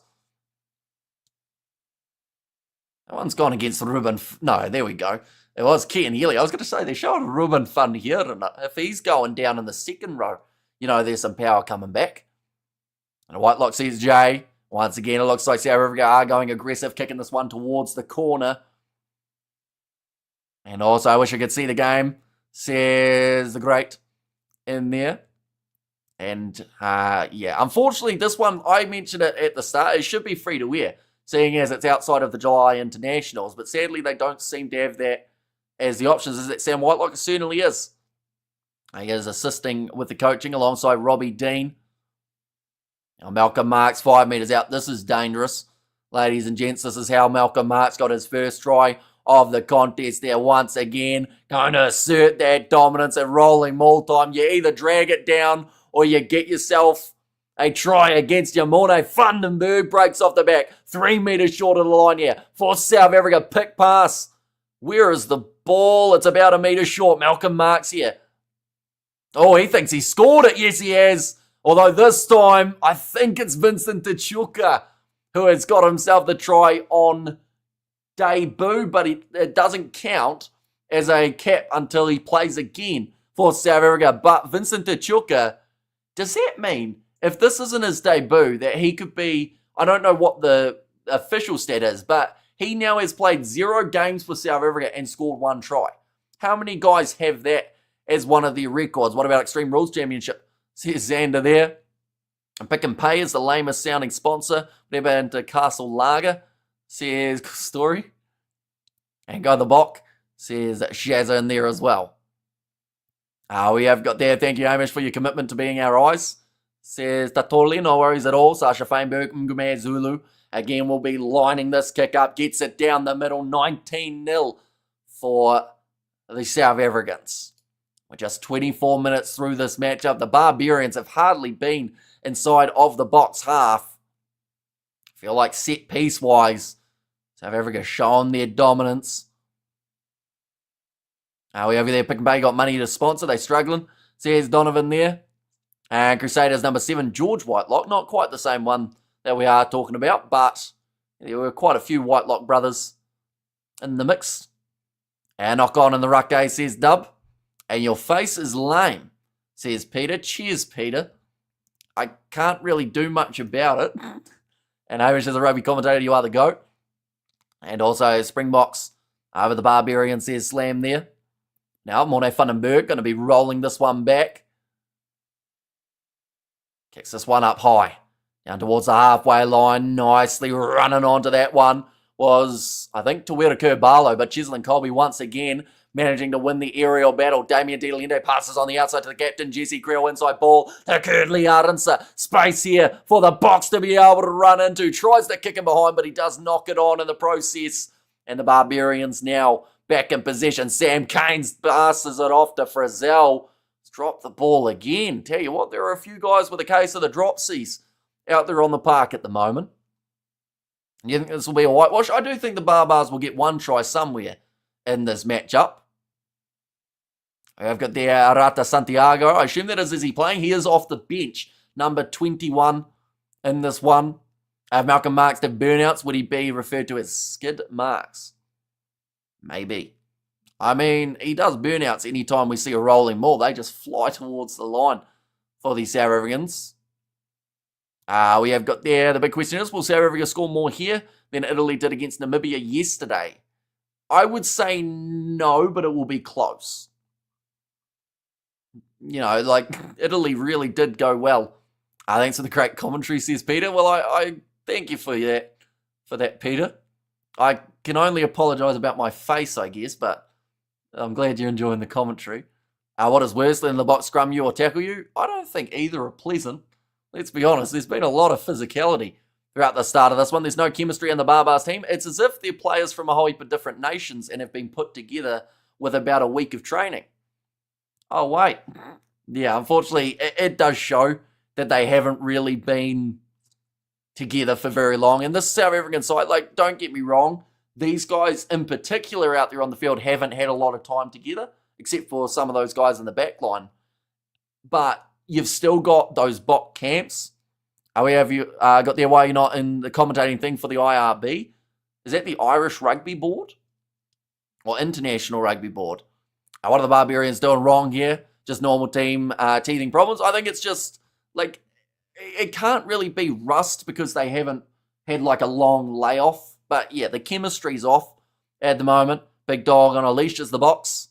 It seems like the weather or pitch condition hasn't done anything to stop the South Africans. Yeah, it's honestly, like, compared to the weather report that we saw, it's actually been pretty nice. That's a nice steal from Ludiacha at line-out time. Now Sasha Feinberg, Mgume Zulu sinking the slipper into his Jamine, having to walk the tightrope right next to the sideline, kicking back downfield, bouncing ball. Cleaned up by Apelele Fasi, who will now run this one forward. Chasing it. Looking for it, and he has managed to claim it. Then knocked on by the Barbarians again. Kutli Arnsa trying to find his way through. Breaks the tackle with Kian Healy. Knocks it on himself. Josh Jacob picks it up. Off to Brazil. Now Leicester. Fire Nuku. Bit of space here for the Barbars, but he doesn't have enough pace. Jamane, as well as Jacob Ratamaitavuki Nepkins, we're both catching a mark to Leah down the wing. Tries the grubber. It hits the Sasha foot and goes into touch. We have got their Fiji must be included in the Rugby Championship. They are ranked 9th in the world, one spot behind the Wallabies, says WLK. And I do think that eventually they're looking at extending it because of that new competition that's coming around with the top 12 sides. And Carter is in the house. Says Roof there. Jamine just getting that one on the inside to Mark Talera. It was a great stop by Sasha, who showed a lot of composure. That one stolen second time in a row for the Springboks. We have got there nothing wrong with your gorgeous face, Hamish. And Pick n Pay is one of South Africa's leading supermarket chains. It certainly is. I knew the other two names of them, and now I've forgotten them. Checkers. Checkers is one, isn't it? And then there's one other that I can't remember. Hamish, the Kiwis look terrible, says Stu's. Well, to be fair, the Barbars in general haven't looked the sharpest in this match, but the South Africans look on point for this one. Checkers says 85. And ShopRite. Okay, I definitely wasn't going to remember ShopRite. Oh, Spar. That's the other one that I was thinking of. We have got there, Get Carter. You're pronouncing the Afrikaans spot on. Any ancestors helping with that? I don't think so. I don't know whether or not I got any South Africans long way down the line. But, yeah, I think it's just been a lot of matches that we've covered. Going to ring the cowbell now. You 3 tries behind to ring. If I rang a cowbell, someone would probably come and punch me in the face because it's currently 3:43 a.m. here in New Zealand. So that might annoy some people who are sleeping. But now, Tawera Kurbalo. Scrum goes well this time for the Barbarians. Off to Peter Umaga. Jensen looks for the flat run. But again, the box trying to get in the breakdown. That time it was Marco van Staden and Ruben van Heeren. Offloads now to Camille Chat. Breaks through Jesse Creel, but is finished off by Jean Klein. Tawera Kurbalo off to the left-hand side. Umaga Jensen considered the offload. They're just relentless on attack at the moment, South Africa. They're really emptying the gas tank, it would seem. But the question is, will that gas tank reach a point Will they start making mistakes, or will it just be all flat, pedal to the metal for the whole match? Peter Umaga Jensen, that's going to be going wide and goes into touch. They're saying maybe a knock on from Colby, but I do think instead it might be a line out here for the Boks. Are they hectic about noise disturbances in New Zealand? Not really, no. Like, of course, if there's like really loud banging, they might check it out. We have there, hey Hamish, call out these losers. Don't be so nice, you're the GOAT, says Kirsten. And looks good for Barbar starting to play phases. And also we have got there, what the hell has happened to Adam's hand? 3 knock-ons in a row now, says Devon. And the worst thing is he's doing some great work before his knock-ons. Like that time, I think he took it under the high ball, didn't he?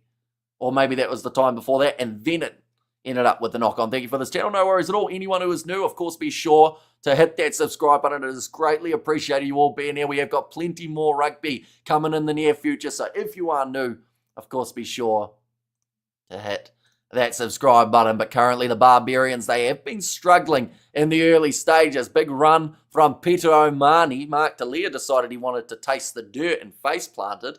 But the penalty will now go the way of the Barbarians. And great work, but needs to keep it to count, says Devon. And also watching from Ireland, says Ruby, so welcome in. Of course, a much better time for you guys in the north as well as South Africa for the time of this match. It is the same time as the next games for South Africa are taking place. Those ones up against Italy as well as Georgia. Scott Robertson will be glad he never picked some of these Kiwis, says Jason. And this Kiwi is quite entertaining, says Gerard there. And Talia saying he wants back in the ABs. Well, he shouldn't have taken the money in Japan. Because, of course, with the eligibility, as soon as you go overseas, it takes you out of All Blacks contention. Now, Kamilchat going to the back this time. And once again, ball dropped by the Barbarians. They cannot catch a cold at this point in time. And Sasha Feinberg and Ngume Zulu cleans it up again for South Africa. They can't even win their own lineouts. And that can come down to, once again, that keyword chemistry. We're really not seeing anyone on the same page at the moment for the Barbarians. It's given a huge amount of opportunity for South Africa to have that ball. I see you smiling through the commentary. You must be glad your favourite team is playing again, says Leslie there. I just love the fact that we've got international rugby back. Like, it's felt like a long time. British and Irish Lions tour earlier on. We're getting spoiled for July. And it's only June. And Barbars, says Sucker there, and that's going to be another penalty out of the idiot Rico getting the All Blacks. He's going overseas. Different because it's a sabbatical, so it's a short-term loan going to Leinster. And way too much handling errors for the Barbs, says Jared. Yeah, at the end of the day, if they're dropping the ball as often as they are, they just aren't going to have enough possession to compete with the Springbok side. We see another penalty going their way there. That being South Africa. Sasha Feinberg. Ngume Zulu does kick this one into touch. And me too, Love International Rugby misses it. And also Newbie in the house, says Carolyn. So welcome in. You are doing extremely well at Travel with... Wait a minute, is it Carlian? No, it's Carolyn, isn't it? Hopefully I said that correctly. But yeah, welcome in. Now line out throw, nicely taken by the South Africans. Cheslin Colby goes across to Sasha Feinberg. Ngume Zulu, short ball to Jean-Luc Dupre. Finds Damien Dialendi. Loose ball. Knocked back this time by the Barbarians. Now Kurbalo. Back across. Josh Jacobs. Skip past to Jaminet. Good hands there from the two Frenchmen linking up. Now Peter O'Mani trying to burst down the wing, but Dialendi ties him up. And great commentary, says Terence. Thank you very much. Now step there from Peter Umaga Jensen. Not a lot of meters being made at the moment for this Barbars team. And DSTV sucking from South Africa, says Banati. Thank you very much for being here. We are going to be live, like I mentioned, for all the South African games this year. The Rugby Championship, the Under-20s World Championship taking place tomorrow. South Africa playing Australia at 3:30 p.m. South African time. We're going to be covering that one. Carlin. Okay, I will try my best to remember that. Thank you for being up at this time for us. No worries at all. It's sad to say, but I'm normally up at this time anyway. Definitely on the weekends. We do a lot of those sleepless nights. I'm half by living on a South African time schedule at times. But 5 minutes remaining. And I'm sure that if anyone is hoping that this first half will come to a close soon, it would be the Barbarians. Look a little bit exhausted at this current point in time. And again, the line out is stolen by South Africa. It's dangerous. The fact that they've been able to steal so many. Don't get me wrong, of course, like I said, little bit of a lack of cohesion for this Barbars team. But anyone who's watching this, whether you're in New Zealand, Australia, Argentina, Ireland, France, England, how many, I was just going to keep on listing countries, but eventually I had to stop. Like, that's a nervous, oh, that's an ugly tackle from Jesse Creel. He spun Jaminet around like he was a ballerina. Now, 4 minutes remaining in the half. Just ruthlessness in the breakdown from these South Africans, but leaving their feet. I think that Morne van den Berg took a nasty knock from Lutiacha in his spine. And the Wales under-20 team is better than the national team at the moment, says Obo. I think South Africa's going to win. What do you guys think, says Barbara? Yeah, I think they've got enough of a lead that they should be safe at this point in time. Talking ugly tackles. Happy there's no cards yet. And for sure they're tired of losing, says Peter there. What is the channel on TV? It is on DSTV 201 and 211. Jaminet actually jumping into that, so it wasn't Jesse Creel's fault per se. Current score 19-0. Bro looking like Tina Turner. I think that's, you said Leicester fire Nuku, didn't you? Hamish on that schedule is going to turn green. I'm surprised they haven't already. Because, yeah, the upcoming games are pretty intense. Just while we've got a bit of a stoppage here, although it's not very long, the Barbarians just about to throw this one in. In fact, we'll do it at halftime. We'll go through the matches that are coming up. Where in New Zealand are you, says Carlin. I am in the South Island, about halfway between Christchurch and Dunedin. So, little small town, very quiet at this hour of the morning. In fact, it's quiet most hours of the day. We've got like 1 or 2 pubs, supermarket, living the quiet life. Morne van den Berg now rolling this one back. Goes to Malcolm Marks. They are inside of their own 22 here, the South Africans.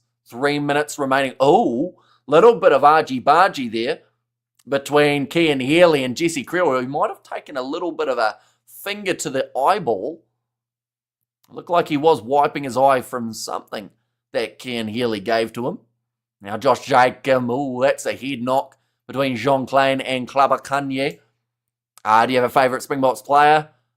It's quite hard to pick one, isn't it?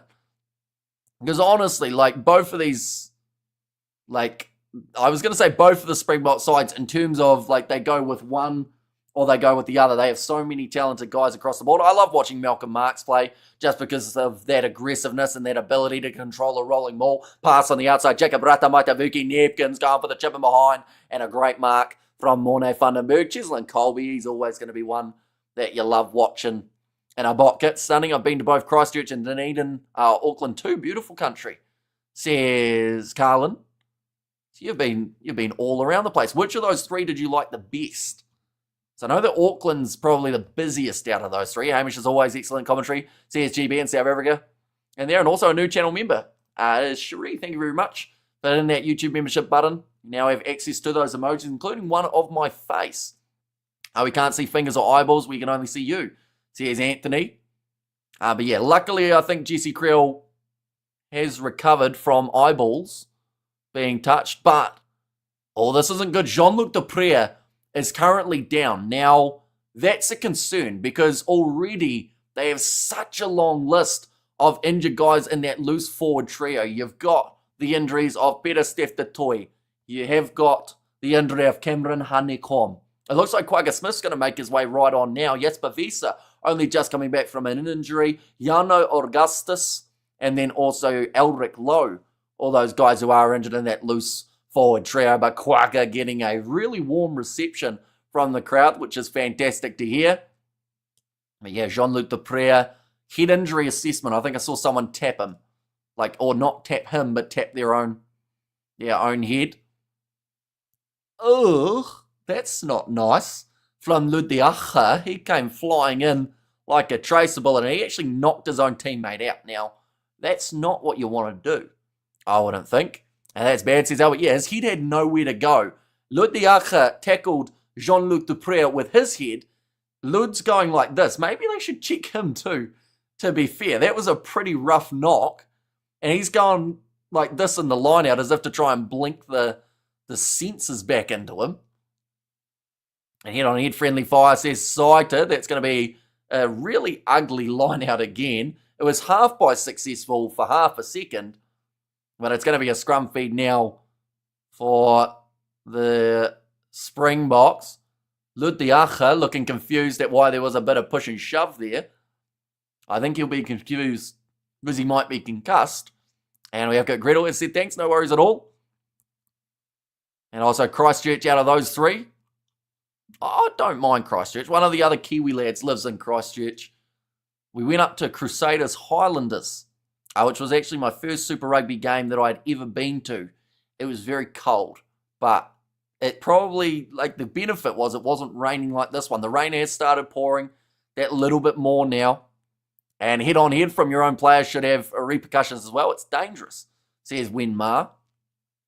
And rain getting harder now. Yeah, it's really bucketing near the end of this first half. Luckily, we've only got another 20 or so seconds of this first half period before we get into the halftime break. There is the full-time siren just now sounding. What do the Boks do? Big push. Oh, look. Morne van den Berg just decided to kick that one out, and it's actually the penalty going the way of the Barbarians. Castle Light listening closely, says Gretel there, and the strength of the Bok goes beyond physical power. It's rooted in unity, resilience, and an unshakable spirit. These men carry the pride of a nation on their shoulder. That was quite the pep talk, Ivan, or quite the praise. I got fired up just reading that. And Brutal Half says Gatsa now and headbutt isn't dangerous at all. Just watch the WWE wrestlers. They recover immediately. Someone who was known for throwing headbutts in WWE certainly did not recover immediately after one of them. That's going to be now the Barbarians. Going off now to Shannon Frizzell. This is as close as the Barbars have been to scoring a try. They are within the 22. Jacob Ratamaitavuki Nepkins not quite able to break through to Weraku Barlow. Goes off to Shannon Frizzell. Does that man have hands that work? Because he has knocked it on for about the fourth time in this half. And that will be the end of this first half. Little bit of push and shove afterwards. Everyone's decided that they are friends now. And they will make their way from the field. And what was a poor half for the Barbars, but a very strong one for the South Africans. Going to show the screen. Sadly, due to licensing, any match footage or audio shown will get me taken straight off YouTube. You can see the game is now starting to fall apart. Says, oh yeah, the tensions are getting a little bit higher out there. Can't see in the rain, maybe, says Shazza. And they're not cold, otherwise they wouldn't be wearing shorts, says Michael. Can you imagine if players for rugby wore jeans, though? It'd look a little bit weird, wouldn't it? Probably quite dangerous, too. Jeans, you know, imagine that. Never mind about the zipper. That would actually, yeah, be painful. Barbars need glue for the rugby ball, says a Blues Nate. Who do you think is going to win? I'm thinking the Springboks are going to get the job done, not just because they're up by 19-0, but because they've looked like the better side throughout this contest. This nine is just like Nick White, says Katzenell. And what's going on with Frizzell? He's somehow not having the same impact he had with the ABs. He's actually, like, I'll be honest, he was a name that's been thrown around a little bit in terms of if the All Blacks opened up eligibility to overseas players. His name gets thrown in there alongside someone like a Richie Mo'unga, but if I'm being completely honest, maybe it's just a one-off, but he hasn't really impressed me throughout this game. Cape Town closer to Antarctica, miserable than worse upland, or their worse upland, says Dan.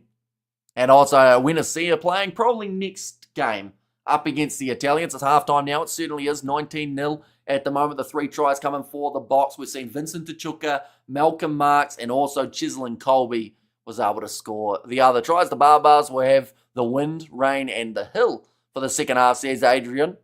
And I don't get the hype around Vandenberg. This dude sucks. I don't think he's been too bad, Morne Vandenberg. We've got to realise that that's probably one of the target areas that the Barbarians have been trying to use here. And we've seen a fair share of handling errors. He hasn't been going too bad linking up with Sasha throughout that first half, but I hope the Springboks win for good, says Nomundi there. As a halftime, it certainly is.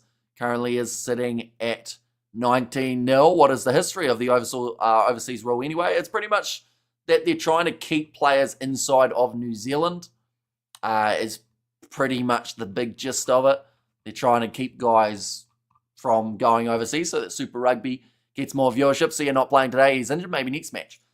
And also we have got there, hey Hamish, how's the liking, or how are you liking the game? Good attendance on the channel. Says Reno, yeah, it is thoroughly appreciated all you guys being here for this matchup, the first of many South African games throughout the season. We're going to be covering them all, including the one that has taken place for next week. Alongside that, while we're at it, we might as well show the tour that has taken place. Now, all of these kickoff times are 5:10 p.m. in South Africa on Saturday. These are just the New Zealand times, 3:10 a.m. As you can see, we're not going to be getting much sleep throughout the next few weeks on the weekends, but they have got two matches up against the Italians, followed by the match up against the Georgians. Now, if they play like they have up against the Barbarians, I'd say they'll have a pretty successful July internationals. In terms of other matches that are taking place over the next week, Reds versus British and Irish Lions, that is the Wednesday night kickoff.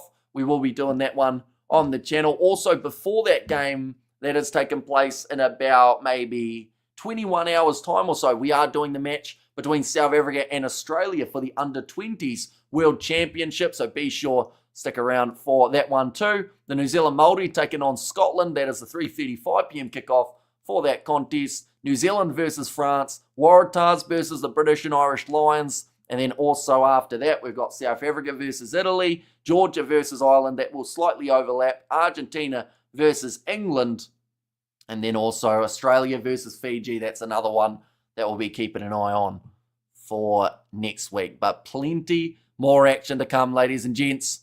We have got the traveling to South Africa for any of the games.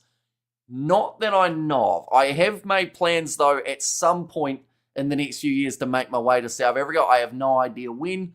I have no idea what for yet, but I'd like to think there'd be something rugby-based in there. But yeah, I got to go for a braai. That's one thing I've been told that I definitely need to attend. So if anyone knows anyone hosting one in the next 3 years, let me know. I might randomly show up. Well, but I might also get lost because I'm really bad with directions. Hamish 6, female 7. Or sorry, me at 6? Oh no, sorry, Hamish 6 females, 7 Savia, and 8 Leo Willie. Sabbaticals are written into a player's contract if you have a good manager, says Michael, and thanks, mate, appreciate it. And as at halftime, it certainly is.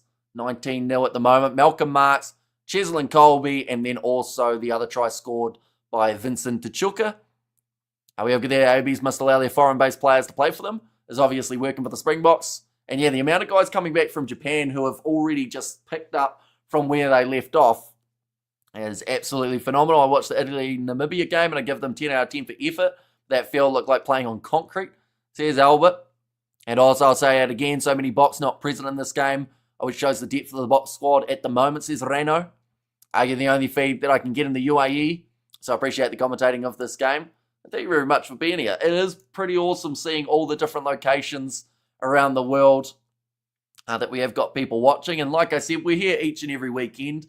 Eventually you guys will get sick of me, but for now, we've got people showing up each and every week for all of the internationals, as well as when it comes back around, the URC, the Sevens, Super Rugby, all happening on the channel. Hamish will get kidnapped in Cape Town, says Jay.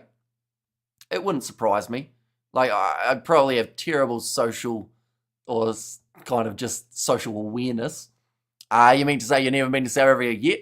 You have an open invitation, dear, says Carlin. Yeah, so I'll definitely have to give it a look at some stage in the future. I do think if I was going to go, of course, I haven't really picked what location yet because you want to go to multiple. So I feel like Cape Town, Durban, Johannesburg, those are probably the 3 that I know of. I'm not sure where else. Pretoria? Would you go to Pretoria? I don't really know where's good in South Africa. And we have got their braai at my place, Hamish says Michael. I just had a braai a few minutes ago, says Albert. And also we have got their Timmins Safa fangirl, Hamish is neutral, says Jay. I'd like to meet you in South Africa in Cape Town, says Mohadeen. And also listening from Mozambique, thanks for the broadcast. No worries at all. And whereas Makazoli Mapimpi is missing from this game, but he is in the squad, so more than likely will be playing in the next game or perhaps the next one after that. Now, they are talking to Timba Vafumo, of course, the World Test Championship winners for the South Africans. Also, Kagiso Rabada with his Red Bull hat on. And all good in. And GP Where'd that go? GP is Gangster's Paradise, not Cape Town, says Michelle. And we love Bry, and even Cold can stop us and go the bot from Switzerland, says Dennis. I'm very happy for Vincent on his debut.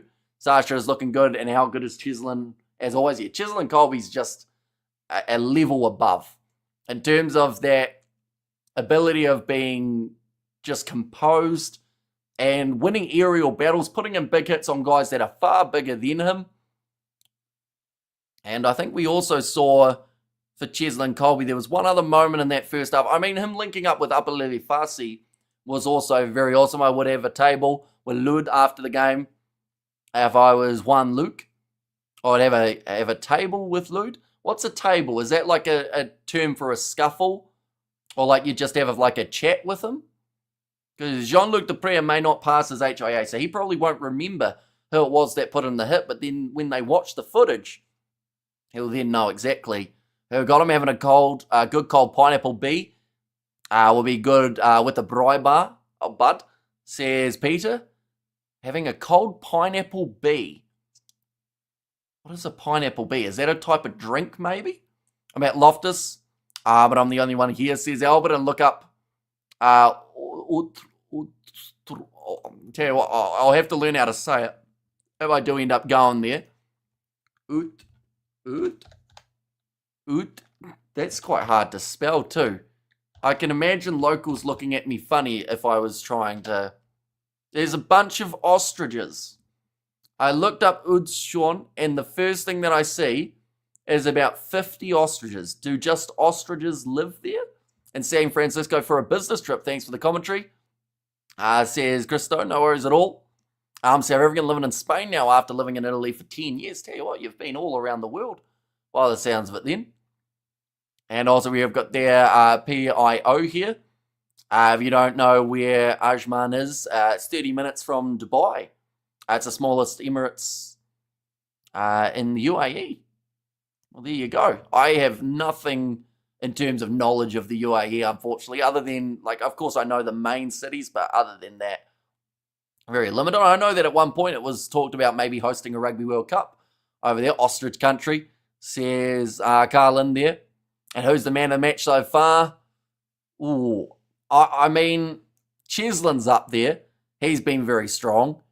You've got, I would have to say Sasha's been pretty impressive from that 10 jersey too. Apalele Fasi's look good from the back. Klabakanye, in terms of his first match for the Boks, looking good too. Malcolm Marks got himself the try. You probably give it to Cheslin. I love the diversity culture, says Irvin there. And also, I really hope South Africa wins, says Ryan. No way South Africa will lose. Yeah, it would be very surprising if they went on to lose this matchup from here. 19-0 up with a half in their favour. Of course, 1 half down, 1 to go. Missed the first half. Please explain to me what I missed. So, early rolling maul try for the South Africans in favour of Malcolm Marks. Second try, Apalele Fasi, Grubber in behind, and Cheslin Colby claimed it out on the wing and put the ball down. Vincent Tachuka, third try, managed to get the pretty much pick and go and scored it. Other than that, we've seen probably 10 to 20 handling errors from the Barbarians. Their line-out's been poor, but South Africa have been strong under the high ball. It just looks safe in terms of their first match. To be honest, Barbarians, not much momentum in the first. Very little momentum, unfortunately. And hopefully it's a bit closer in the second half, but I would not guarantee it. And Gordon in Northern UK, we brought at short notice when I'm in KZN. And also we have got there, please show the backup players again, says Reno. So the benches, we will go like this and like that. There we go. That's the wrong one. There we go. That's better. Manus van der Merwe to make his way off the bench for South Africa. Jan Hendrik Wessels and Nilling Forshare. So 2 out of those 3 have not played for the Springboks before. Franco Moster and Kwaka Smith, who already made his way onto the field. That was due to the head knock of Jean-Luc Dupre. Now, he may be able to return, although it did look a little bit unlikely. And if he has got a concussion, of course, he will not be able to play in the next match up against the Italians. Kobus Reinach, Mani Libok, and Andre Esterhazen there as the number 23 for the Barbars. They have got Ricky Riccatelli, Kolinga, and Will Collier, Josh Berry, and Hoskin Satutu. So a couple of Blues boys there. And then Arata, Joe Marchand, and Lachlan Boshier as the number 23. And Barbars to come from behind. So you're saying they're going to come back and win it or just come from behind a little bit?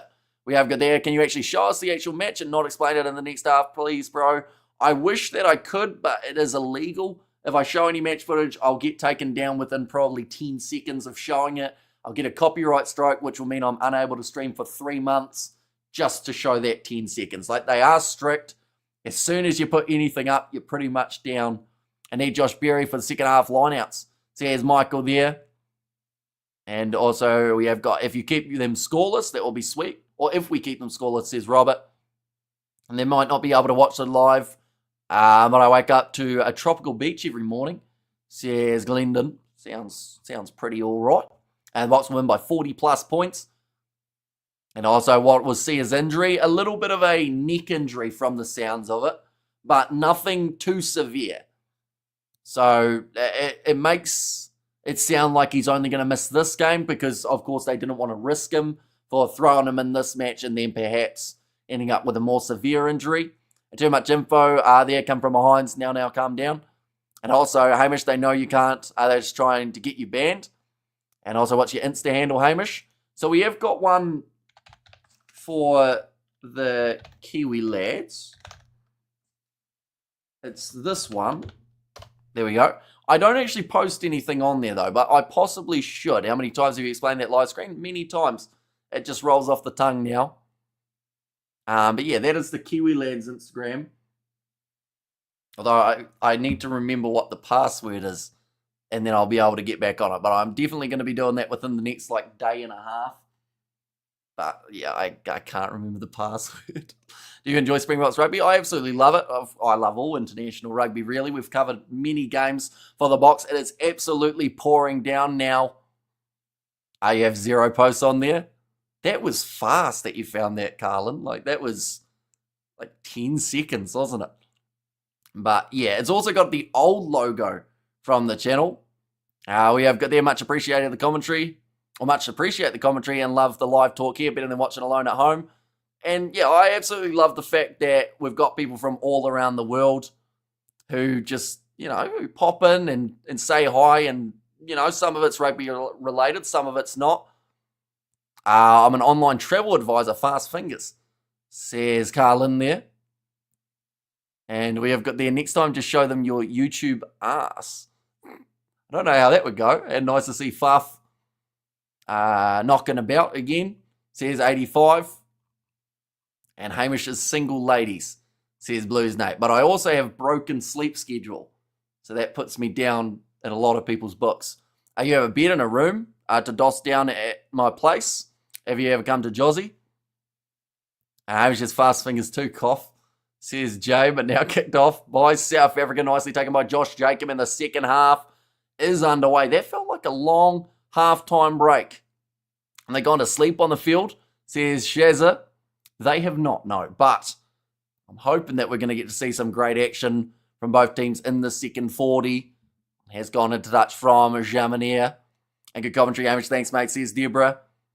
And Jay Lowell says Carlin. And also we have got Hamish cheering on the box and watching from Chiang Mai.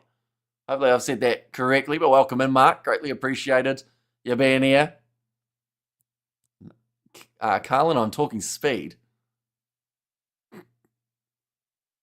Probably do have quite... Never mind. Malcolm Marks throwing that one in. Now, nicely taken by Mako van Staden around the middle of the field. A little bit of a counter-ruck coming there. All nicely done by the Barbarians. But I think it was actually Paul Alo Amelie who was taking out his teammate. Kiwi commentary is always on point. Some funny bone vibes. Top class like the bold first half. Says Wazza. Now kicked high by Feinberg Ngume Zulu. Heading cross field. Knocked back by Jamane. Now Jacob Ratamaitavuki Nepkins gets tackled onto those triangle-looking things on the side of the field. I'm not sure of their exact names. And now Sasha Feinberg.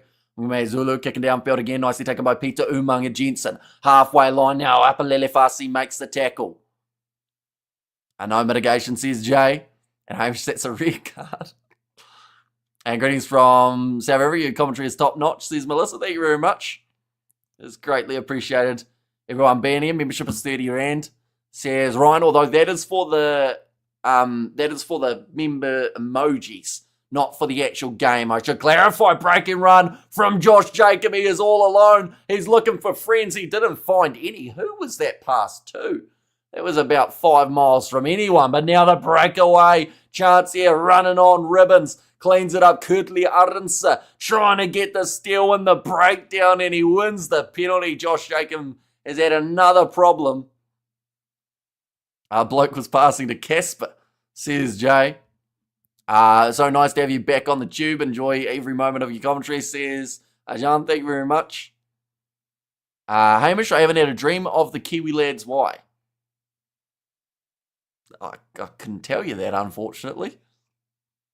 I've once had a dream about doing a commentary while sleeping. My mum thought I was on the phone at like 5 a.m, but I was just commentating a game in my dream. Something else you have to deal with if you're in close proximity. Serious question, why aren't you wearing a Bok jersey? How do you know I don't have one on under the hoodie? Maybe I've got my Fuff de Klerk Speedo on and no pants because you guys can't tell. But I can. 5 meters out from the line. Advantage now. Rolling maul chance. And that one's gone down. Defending for now the Barbars, but for how long? Another penalty. Number 1 side entry. Oh, Mono Vandenberg wasn't on the mark. Went for the quick tap. Thought he had got himself a sneaky try. Shas says Jamon Ray. And also, oh, Shas says Carlin. A Bok, but do they sell those? Definitely in PJs. More than the Speedo, I will say. Hamish, are we going to Carlin's house? I want to try a biltong. And other Barbars games for charity by any chance? I don't think so. There might be one tied in there. Can you not shut up? So I'll keep talking, Caden? That's kind of like a double entendre, isn't it? So I guess I can't shut up. I'll keep talking. Good idea. 5 meters out from the line, Malcolm Marks with another line out here for the Springboks. Now, I wouldn't be surprised if they actually bring on Manus van der Merwe in the relatively near future, just to give him a few extra minutes for the start of his Springbok career. They've been told to use it once. Well shut down this time by the Barbarians. It's probably their first success when it comes to set piece, as they win themselves the scrum 10 meters out from their line. Hello, says Ibrahim. Welcome in. And also, we have they're piling on the pressure for another try. Although, they survived. That is the big one for them. It definitely isn't easy. Ruben van Heeren was riding those Springboks like it was a surfboard. All the replacements at once. Oh, okay, everyone's coming on. So everyone but Quagga Smith, who was already out there on the field. We see Manus van der Merwe. I mean, I did say that he wasn't going to be a mile away. I didn't mean bring him on with every single other guy off the bench. So, that is Manus van der Merwe, Jan Hendrik Wessels, Nedeling Fouchier, Franco Mostert, Quagga Smith was already on. We saw Kobus Reinach, Marnie Libok, and Andre Esterhuizen, who is packed down on the side of the scrum. Ladies and gentlemen, Rassie is playing Rassie games for whatever reason that is. So who'd Andre Esterhuizen come on the field for if he's packing down on the side of the scrum? Or is that just for fun? Looks like he's enjoying it though. Now Lester Whaiananuku. Nicely controlled in terms of that tackle from Andre Esterhuizen. Who's the ref for this game? It is AJ Jacobs. And hi from Mauritius, go the Bok. Says Rory. Now kick downfield, nicely taken by Kurtli Arnse. Cross to Apelele Fasi. Now Colby. One more pass, Esterhuizen. Damien Delinde. That was close to forward. Out to Jesse Creel, but it will be play on. Missed tackle there from Barbarians. Just now updating all of the players made their way onto the field. I'm very curious to know who Andre Esterhuizen actually made his way onto the field for. Now Kurtli Arnse, offload to Reinach, who will be 1 meter short of the try line. Ludwig, in fact, that time it is going to be Manus van der Merwe on his unofficial debut for the Boks. Jan-Hendrik Wessels, the powerhouse, scores the try. Rassi's eyes in the coaching box. He has really lit up there when he saw that try. But missing school, XV rugby, 15 rugby, club rugby, Super 15 rugby, and All Blacks rugby. Keep up the good work. And Kwaga translates to zebra. I saw that Clubber Kanye, his name translated to something that I can't remember now. So that was a bit of useless information that I just gave. And missing Sia today, says Carlin. Yeah, we haven't seen a huge amount of Marco van Staden. A couple times where he tried to get that steal and scores on debut. Says Sucker. Although Jan-Hendrik Wessels has had a debut before for the Springboks. I think he's up to about 3 or 4 caps, isn't he? Hello, Hamish, says Byron. Welcome in. Marty Libbok, first kick of the day. Pressure on him.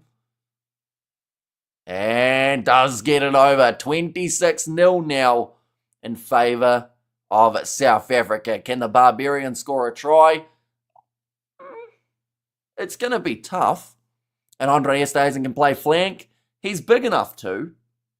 I'm trying to work out who he's actually on the field for, though. It might actually be Marco van Staden. Perhaps that's something that they are trying. Now, it's interesting because Rassi earlier on in the week said that he was going to be looking to maybe get Damien off around half-time and give Andre Esterhuizen a crack.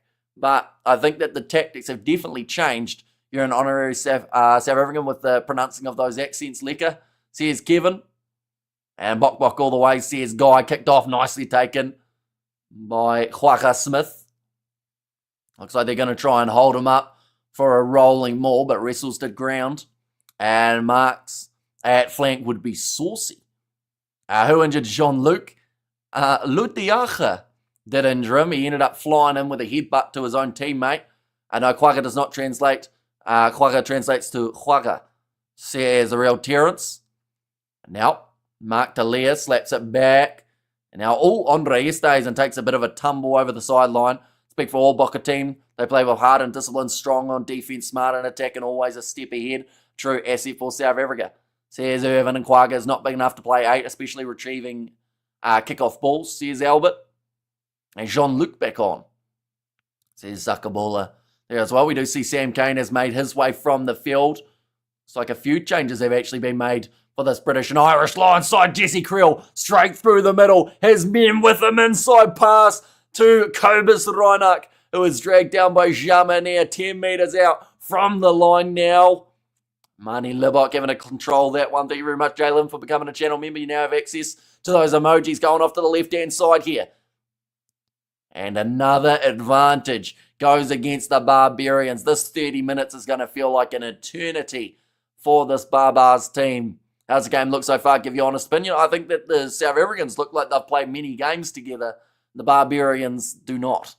And their handling has been shocking throughout this matchup. Speaking of handling, Damien Dialendi knocks that one on. Going back for 15, being offside. That is Jamanet. South Africa play with heart and soul like the All Blacks. Hey, Hamish. Says Cool Story. And also, Kwaga has been our best 8 from the bench ever since 2022. Says Lindo. Yeah, that man has some insane stats for a man who predominantly makes his way off of the bench. And, you know, he's just a phenomenal jackler, phenomenal talent for South Africa in general. Jesse Creel, the break of the line, pure pace. And Kobus Reinach, I should say, sorry, to get caught by Jamanet. And are we back from half-time? Says Anoma. We are indeed sitting about 50 minutes through at the moment. We have got the, please move to South Africa. We need commentary like this. Says Sean there.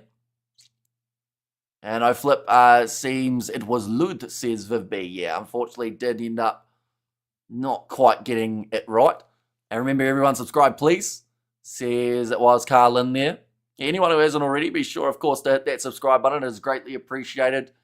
You're all tuning into this match. We are back next week with South Africa versus Italy, and that one's gone down again.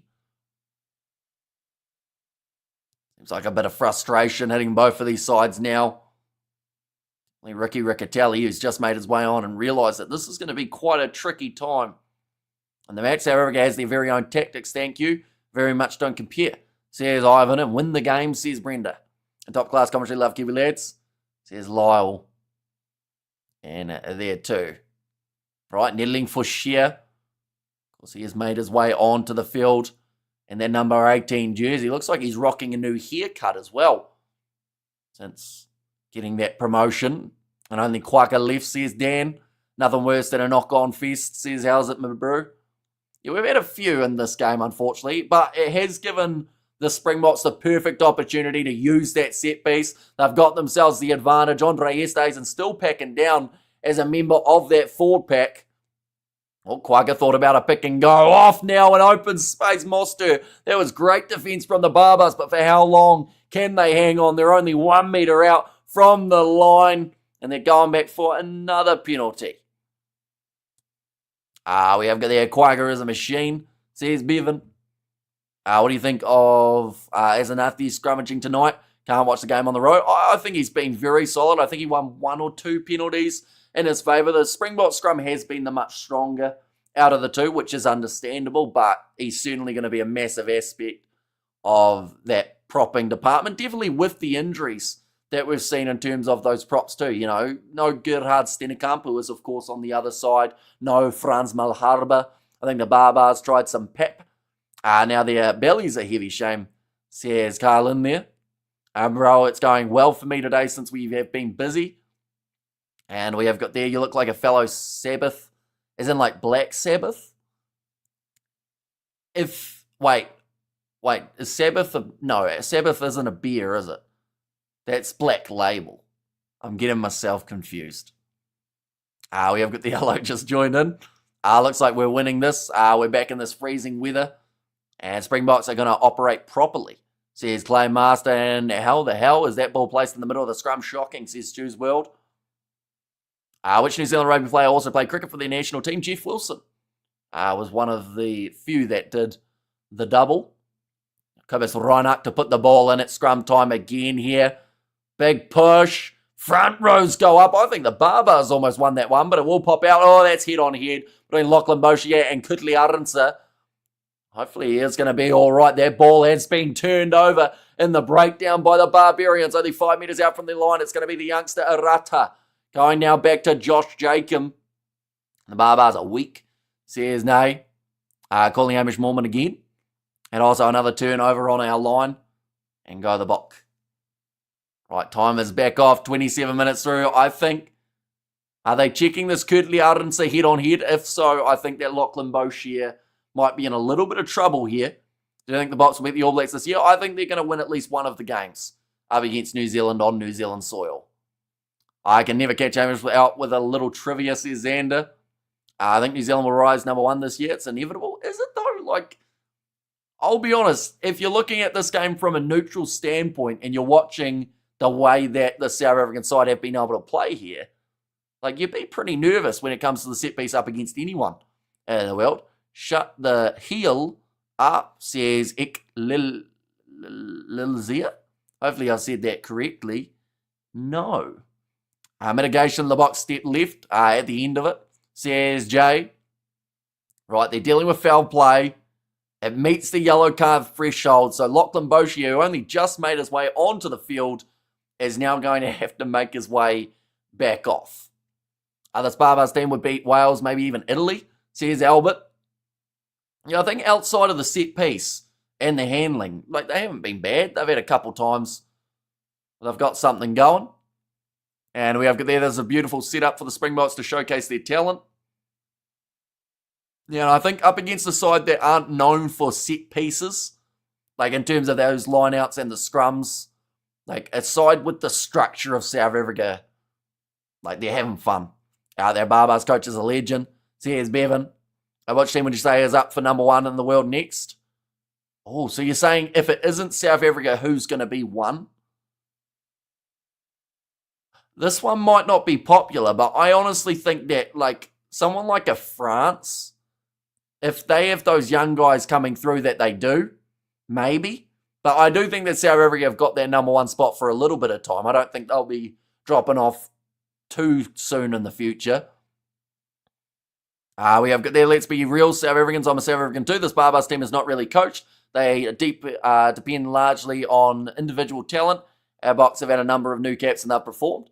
Says Paul, yeah, it's been a great game for them to be able to kind of just find their feet for a few of these guys. Like I mentioned, they don't count as international caps, but for the likes of a Klabakanya, he now knows that he's going to do pretty well in a Springbok kit. You've got those guys like Vincent Tachuka to be able to get a try in this game will just build a whole heap of confidence. And even for someone like a Sasha Feinberg, Ngumezulu, like I mentioned, a couple rough games for the Stormers recently, to have a couple big ones under the belt now in terms of big moments in this game, that's a counter ruck and a half coming from South Africa. They've managed to almost steal it, but it will be a 5-metre scrum now for the Barbarians. Ruben van Heerden celebrates it. I don't know if 26-0 is anything to celebrate in this match. And looks like there is a man down. It's Peter O'Mahony. He normally does get back up. Good boy could comment. You must have some South African friends who know where you stay, says Digital Flyer. And agree, France are a different team now, says Adrian. South Africa doesn't really put huge scores on anyone, but they win. That's the big thing. Like, it doesn't matter if you win by 1 point or 100. If you win, you win. And, you know, Omani has actually gone back down. A little bit of a concern, as that man normally does, like I mentioned, get straight back up to his feet. Is Kirtley broken now? I think he's continuing. I didn't see him go off for an HIA. And France have way too much depth. Says Ali there, and who won in the Māori versus Japan game. So I am about to give a spoiler, so anyone who doesn't want to know about it, be sure to block your ears in 3, 2, 1. I'll also put my hand up. Māori All Blacks able to win that game 52-20? Somewhere around there. A win is a win, says Carlin. Exactly right. Where's Spur? The sign there had, Mum thinks we're at Spur. And it was a kid with the sign. What does that mean? Is it like that we're at sport? Or what does that mean, ladies and gents? And check out, we'll be launching New Zealand very soon, says Digital Flyer. What is it that, I assume you launch flyers digitally? Maybe? It's an amazing restaurant. Aspire is a restaurant. It's famous for kids' parties. Oh, okay, I get you. And Vincent has big shoes to fill with better Steph Toy, says Farid. And thought I spotted a little hot little blonde. It was Faf de Klerk, says Jay. Right, AJ Jacobs just saying that they've been very good in the scrums in the first half. But the second half, it has fallen apart a little bit since the replacement.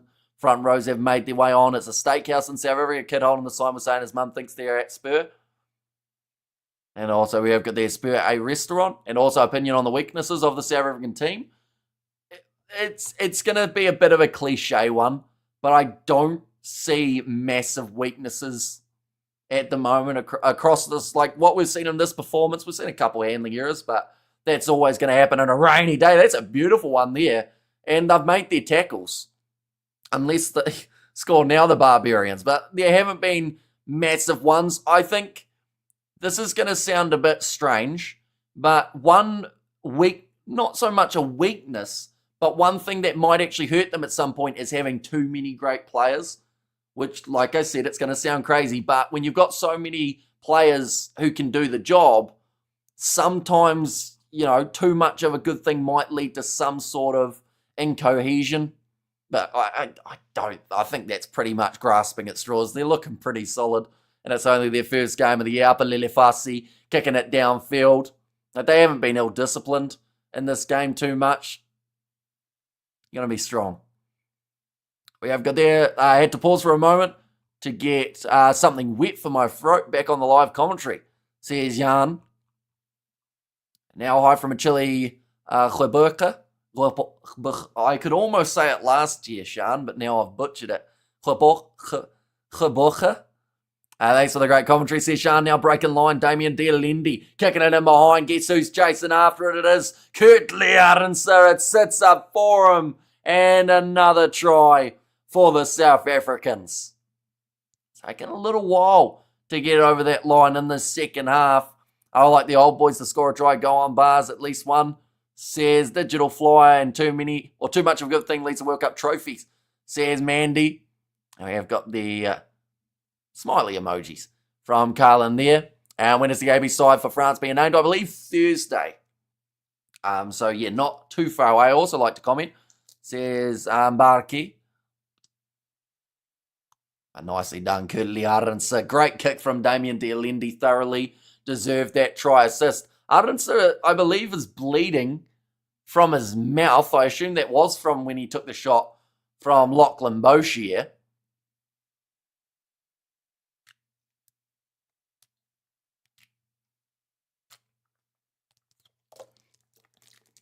I don't know whether or not that was obvious, but as I went to drink that, I remembered that the bottle was still full. So if I continue going at the trajectory, I was going to tip it all down my pants. But luckily I remembered and didn't. But score now sitting 33-0. Mani Libok managing to get the conversion too. And go the Springboks. It's going to be a high-scoring game for the Springboks. Yeah, not so much for the Barbars. At this current point in time, when will Springbok squad be announced for Italy? More than likely, I assume it would be midday on Tuesday, similar to what we saw for this lineup up against the Barbarians. Right, that sounded like Kurtley Arendse. He's got a hole in his shirt. He's got a hole in his lip. He's having a hard day at the office. He's got a peeking window. But, yeah, he's played pretty well. Other than those handling errors. Aside from that, he's been pretty handy indeed. Now we have confirmation that you're wearing pants. Says 85. And luckily you're wearing Bok undies. Says Carlin. And that's the point. Rassi makes it all about the team and not the individual. They all work for the team and not for themselves, says WLK. That's going to be nicely taken by Cheslin Colby. Breaking away again. He's got so many options. He may not need any of them, but he goes on the inside to Reinach, who is absolutely smashed by David Ribbons. Pick and go there from South Africa. Only about 4 meters out from the try line. Quagga Smith. That looked high, and it's going to be the advantage now against the Barbarians. But Ludiaka, the big man, scores the try. And it took about 18 minutes to score the first try of the second half. It took about 3 minutes to score another. It's an impressive one. In fact, they may have actually scored earlier on in the half, didn't they? But Ludiacha gets himself the try. 38-0 at the moment. And Arendse might be faster than Colby in 100 metres on tartan track with running spikes. And Barbarians must just give up. There's no way they're going to get a try. Says Fax there. And up the box says Rugby Itch. A nice South Africa high, says Gerard. And there as well. I'm so happy that these comments have been civilised, unlike some I've watched before. Thanks, guys, says Michelle on Full Game. So Full Game, I'd like to think that someone would probably upload it on YouTube at some point. Probably illegally. It might get taken down pretty quick. But the highlights will be up on YouTube. And that will be happening, I'd say, within the next couple of hours. Someone will have them up.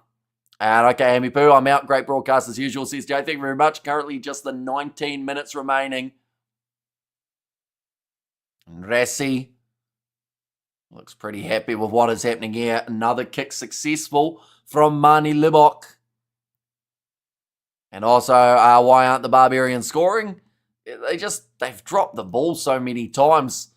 Thoroughly hurt them throughout this matchup. And unfortunately for them, it just doesn't seem like they've been able to get out of first gear throughout this whole match. Josh Berry makes his way onto the field. He doesn't even get a number on his back. He's supposed to be number 19, but someone forgot to put it on. It's like South Africa versus the world, Kiwis and the likes. Says Marvin, I love you, Box. Says my forever loving. Says Vex, and South Africa choosing why the best squad in the world. Says Cam. Although I think that they will definitely, they'll take a lot from this game, but Rassi won't be happy. He'll want to keep on improving, and I think that the way that will happen is if he wins the Rugby Championship. Yes, this game is great to win, don't get me wrong, but I think he's made it perfectly clear he wants every single game as a victory for this season and that Rugby Championship going back to South Africa again. We have got there. This is like the Western Force British and Irish Lions game where one side is getting battered. Once again, fantastic take from Cheslin Colby, who is just turning everybody inside out in this contest. Mani Libok, skip pass, goes to Jacob Ratamatavuki. Nepkins tries the offload, goes backwards up to Hoskins Satutu now. Now off to the right, Arata goes to Josh Berry. That guy's got a lot of talent and a bright future. And either the Blues or the All Blacks kit, Arata having to work hard to get that ball back. Satutu goes across to Josh Jacob. He seems like he's been well out of his depth in this matchup. In fact, you look at him and you wonder, even within the next 3 or 4 years, whether or not he'd be ready to take on the South African side. Now, so they are just controlling this one at the back. Once again, being told to use it, goes across to Josh Berry from Leicester. Whainā Nuku, so Leka to hang out with fellow South Africans via New Zealand. Says Carlin. And now Whainā Nuku breaking through. Offload to Mark Talia, who tries to get through Colby, who once again hangs on to him off the knee of Arata, so going back across field. The contact on Kolinga. Now Satutu, no look pass, and it certainly looked like that. Jamane takes the high shot from Creel. They will go back for the original Barbars penalty. Barbarians, I see the effort, but thanks for the good match. Bok triumphant. Says Irvin. They are just showing the last 5 encounters, of course, the South Africans. The last time that they were able to beat the Barbarians, it was back in 2000. On the 10th of December, I was just over 1 year old at that point in time. To be honest, I don't think the Boks would dominate like this. I mean, the first game and all, says Sakabula and You Rock Our World. Says Fatiki. And also we have got there how long you've been doing commentary. We've had the YouTube channel for about, I think we've ticked over 4 years. Or we're very close to 4 years anyway, I believe. Maybe even closer to 5, actually. I think it was 2020, so a little while. We've done over, I think it's 1,900 matches of rugby on the channel in that time. I have no idea how I still have a voice. There's a couple times it got close to disappearing completely. It's like first rolling maul, perhaps, for the Barbarians here. Captain, we are proud of our guys. Very good, no stress by this game. Says Marling. And so many good players. Boks can make 3 Bok teams. And well done, gents. Says Carlin there. Now rolling maul here for the Barbarians. Okay, now it's just a maul. It's not rolling absolutely anywhere other than perhaps backwards. Arata there, though, goes off to the right-hand side. Can Leinster, also I don't know where that come from. I think it's because it's Leicester. Whainā Nuku, can they break the drought and score themselves a try? Lachlan Boshier tackled low and flipped over by Jan Hendrik Wessels. Mark Dallaire taken off the field. And that is going to be for Joe Marchant. Arata again goes to David Ribbons. They seem out of ideas for the Barbars. Now Whainā Nuku good and Jamane. Oh, great tackle. No, he bumps him off and scores the try. Jamane from 15 with 15 left on the clock. The Barbarians finally have their try. And name a team that get the Barbarians on 0, not South Africa, because they did just concede. We have got there, what are you going to do for your 2000th game? Do you have any items in your room you don't need anymore? As in, like, auction them off? And great signs for the season ahead. Box says Jason, well, they broke their egg. Says Carlin. And the thing is, right, if I know Rassie, the thing is, he would absolutely love that 40. He's going to hate that one try that the Barbars were able to get. Because yes, some would call it a consolation try, but what Rassie would call it is a slip of judgment from the South Africans, a little bit of a lack of concentration in a moment that didn't need to happen. So, he will look at it as what happened there, and that is probably what the focus of this week will be, rather than the 40 points that they were able to score. The Springboks living up to the standards, can't keep the Barbarians at 0, they're too strong. Says Xander, Hamish smiling still, he knew his team would win this one. Says Leslie, and this game, and I wink, don't get distracted from the big job in Hamilton. Says Dan. And also, there's nobody on the field behind you. Says, exactly, that is true. Is there anyone high? No, look, oh, maybe. Is that a person there? Or is that just maybe a bit of light? That might be a bloke. Or 2 blokes, maybe. We have there, keep focus, Bok. Says Sakabula. And also, Marnie, you, every time when something goes wrong, is Marnie, goodbye, Marnie, you can leave now. Marnie's gone all right this game. Like, he's managed to get his kicks over, which has been a great start. That try is a mistake, says User. Yeah, someone's going to get a grilling for it, I would think. Well, that mistake, but now Marnie Libok goes across to Damien Dearlindy, Jesse Creel. Now runs it straight Lachlan Boshier, who already received a yellow card in the earlier stages of this one. How much time left? Still another 13 minutes left on the clock. Now, Andre Esterhuizen goes on the inside to Lebok. Tackled by Jacob. Still that intensity about the Springboks team. They haven't really slowed down throughout this match. Which ground is in the background? It is the stadium that they're playing at, Cape Town Stadium. We'll go back for a knock-on from South Africa. And hey, Hamish, I missed you. Says Megan, it is great to see you back again. Of course, plenty more matches for the South Africans in the near future, but it is great to have you here. I think Nettling for Shear might have been the guy that was penalised for that one. The Barbarians deciding to take it quickly. I'm not sure what happened, but they missed touch, and now Cheslin and Colby, they're going to give him a highlight reel try. Tackled very late by Lachlan Boshier.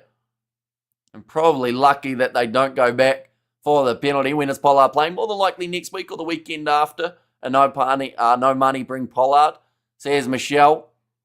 Now we have got there France, New Zealand, Ireland all away from home. We'll test the box.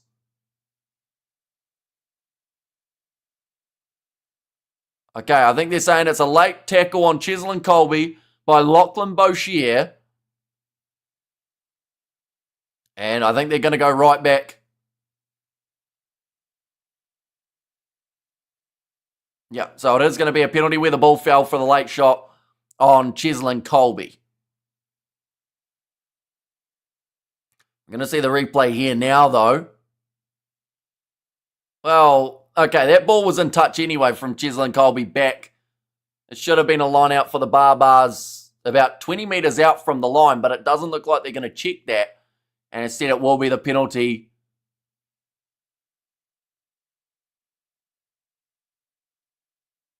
Okay, they're saying the TMO should have spotted that, but does mean that the South Africans will get themselves the penalty. So Marnie Libok able to kick that one into touch. It should have been a line out. Very clearly should have been, but to still play on. And Pollard poor on attack. They're going to show the replay here again. So Cheslin does touch that ball. I think Fussy's foot was on the line too. Signal Hill, image is cut off. Says Rod there, but going off to the left-hand side. Cheslin Colby sits down. Ricky Riccatelli. Give that man of the match already for what he's been able to do today. Josh Berry trying to get in the breakdown. Hit hard by Nettling for Shear. 2 metres out from the line here for the South Africans. Now almost through, reaching out for Quagga Smith. Just short. Vincent Tachuka gets his second try. And now 69 minutes in, getting closer to the 50. And old Cheslin, that bounce there is 85. Like they'll see going into beast mode in this game for Vincent Tachuka. He has now scored 2 tries without having an official cap for South Africa. And the Barbars should be a complete team, not a thrown mixed together mixed group. They'd only get together a week before a game, says Cameron. And Cheslin running over props, says Sakabal. Oh, that was Ricky Riccatelli, the hooker. But yeah, he's had a very busy day out there. Cheslin Colby, Hamish Aby's in trouble. These guys are the ones who didn't get selected for the All Blacks, though. Over there, Colby carving up the Barbarians. And Argan Pollard looking very happy in the crowd, says Albert. Of course, they will be adding... Oh, that one almost missed for Marnie, but it does go over, making the score 47 points to 7 here now. But yeah, I think it's just Boan Fenta, the last man that needs to join up. Last time Box beat Barbars convincingly. It was 41 points, 31 in 2000, says Viv B. And we have got there Colby carving up the Barbarians. He's definitely going to be one to keep an eye on throughout this year as well. And Henrik. And also Go the Bok. Says Zena there too. Kicked off short by the Barbars, who haven't really had the opportunity to play like the Barbarians. Normally, you know, you see those set pieces and whatnot, but just didn't happen throughout this match. South Africa have kept the game structured. They've played well, and they've been one step ahead the whole way through. Once again, aerial battle, this time taken by Josh Jacob. Who do you think will win? If I had to guess, with 9 minutes remaining, I think South Africa might have this one. And Sasha will be disappointed with this performance, says Darren.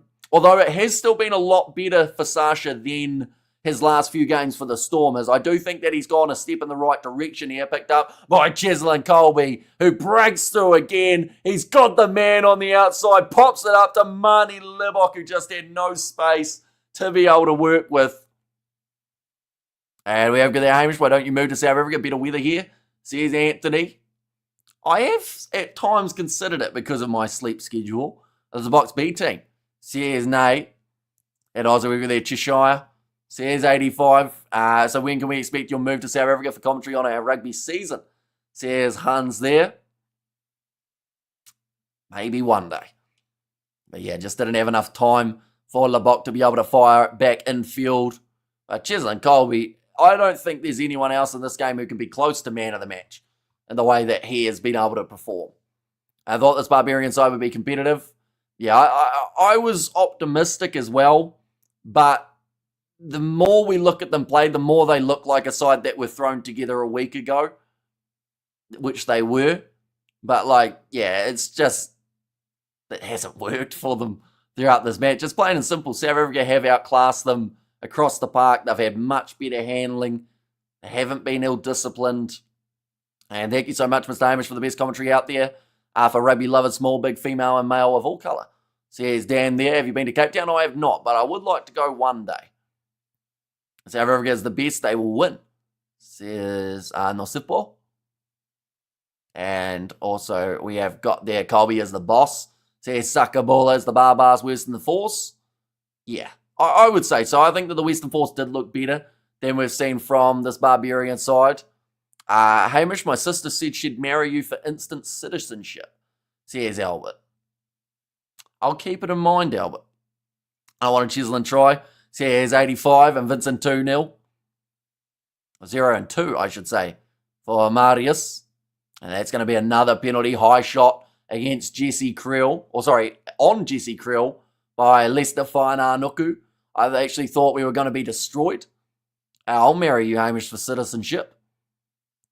And also Cheslin, you biscuit, says Shazza. Where's performance by the Barbarians? Yeah, it's definitely been poor. And the thing is, like I said, looking at this Barbarian side, you'd have to say one of the more stacked Barbarians teams that we've seen in recent times. Forget your sister, I'll marry you, says Joshua there.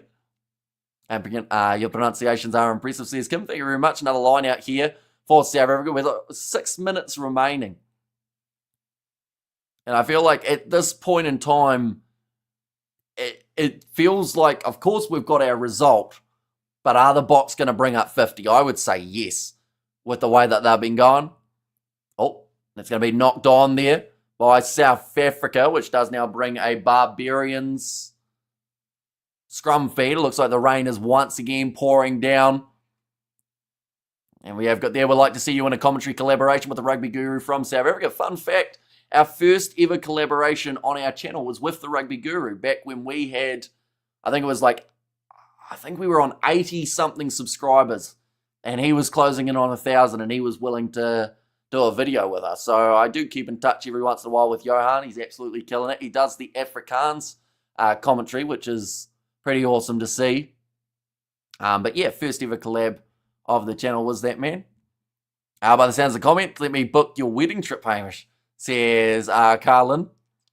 Yes, but Paul by the Barbars. Is South Africa just good at the moment? Because I think we only won 1 out of our last 4 or 5 games against them. Yeah, although the record is a bit skew-whiff because of how long ago it was that we saw the Barbarians play South Africa.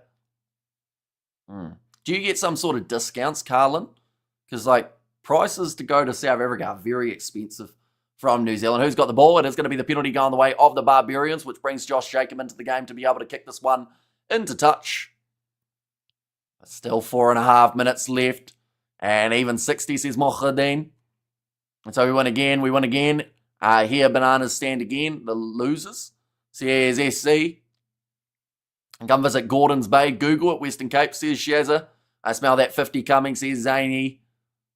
And yeah, I do think that will now be the goal. And touch we're on the pitch, says Super Swaney. It is now going to be 35 metres out from their line. They did retreat about 10 there for the Barbars compared to where the line out was. Josh Jacob offloading it to Jacob Rakalamaitavuki Nepkins.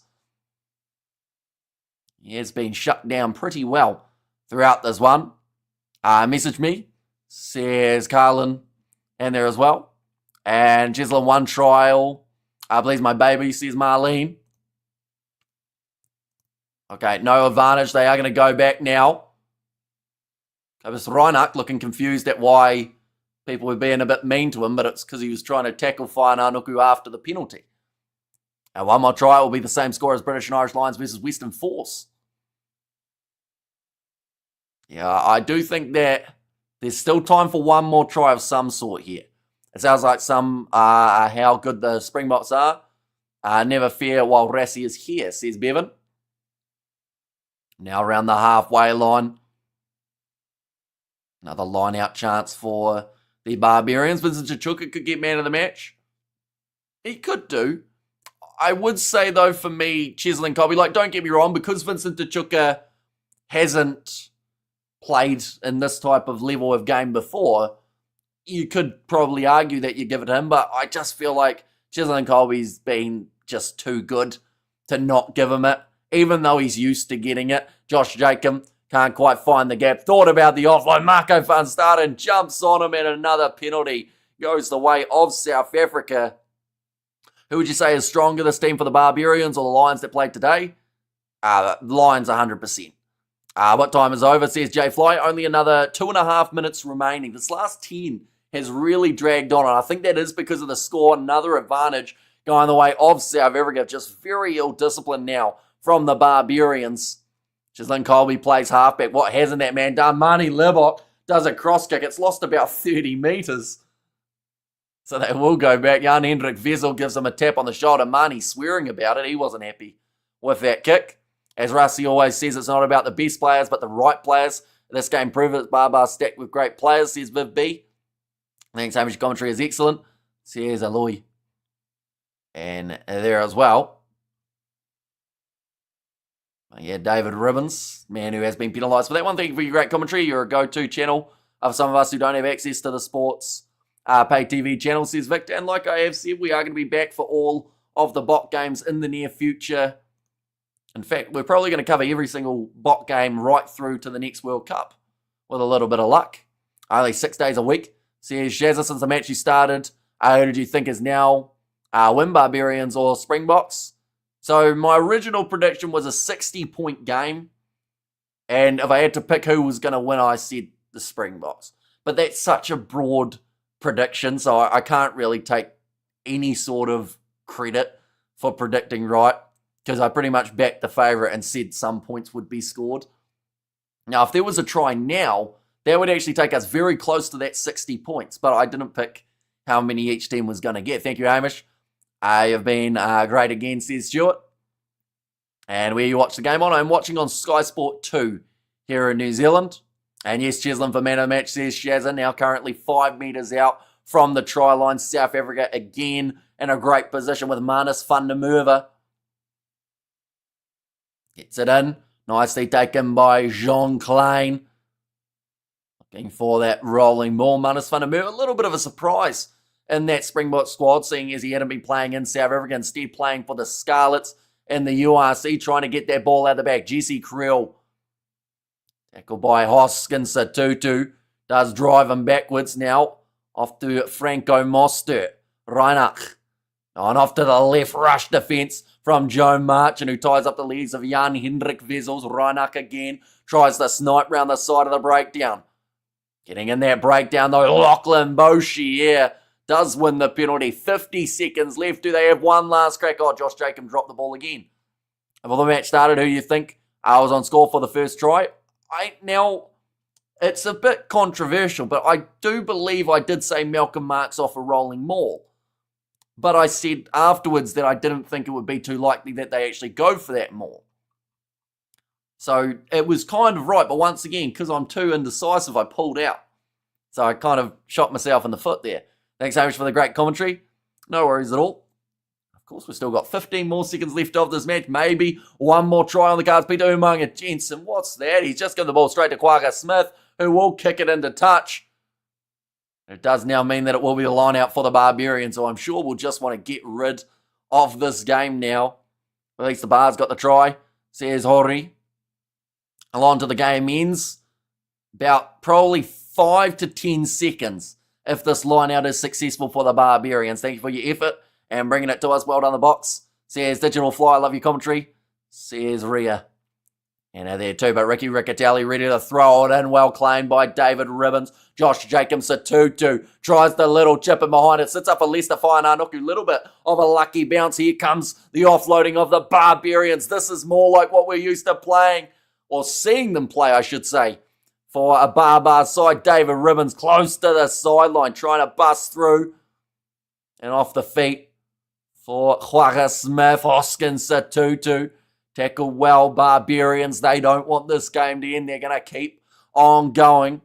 How many games have you commented on since you started YouTube? Close to 2,000 on the channel, including the Sevens Union. We covered the whole of the last Rugby World Cup, even though those games were on at terrible hours for us here in New Zealand. We did every single one. Now, Ricky Riccatelli. Ball there again. Arata. Back across.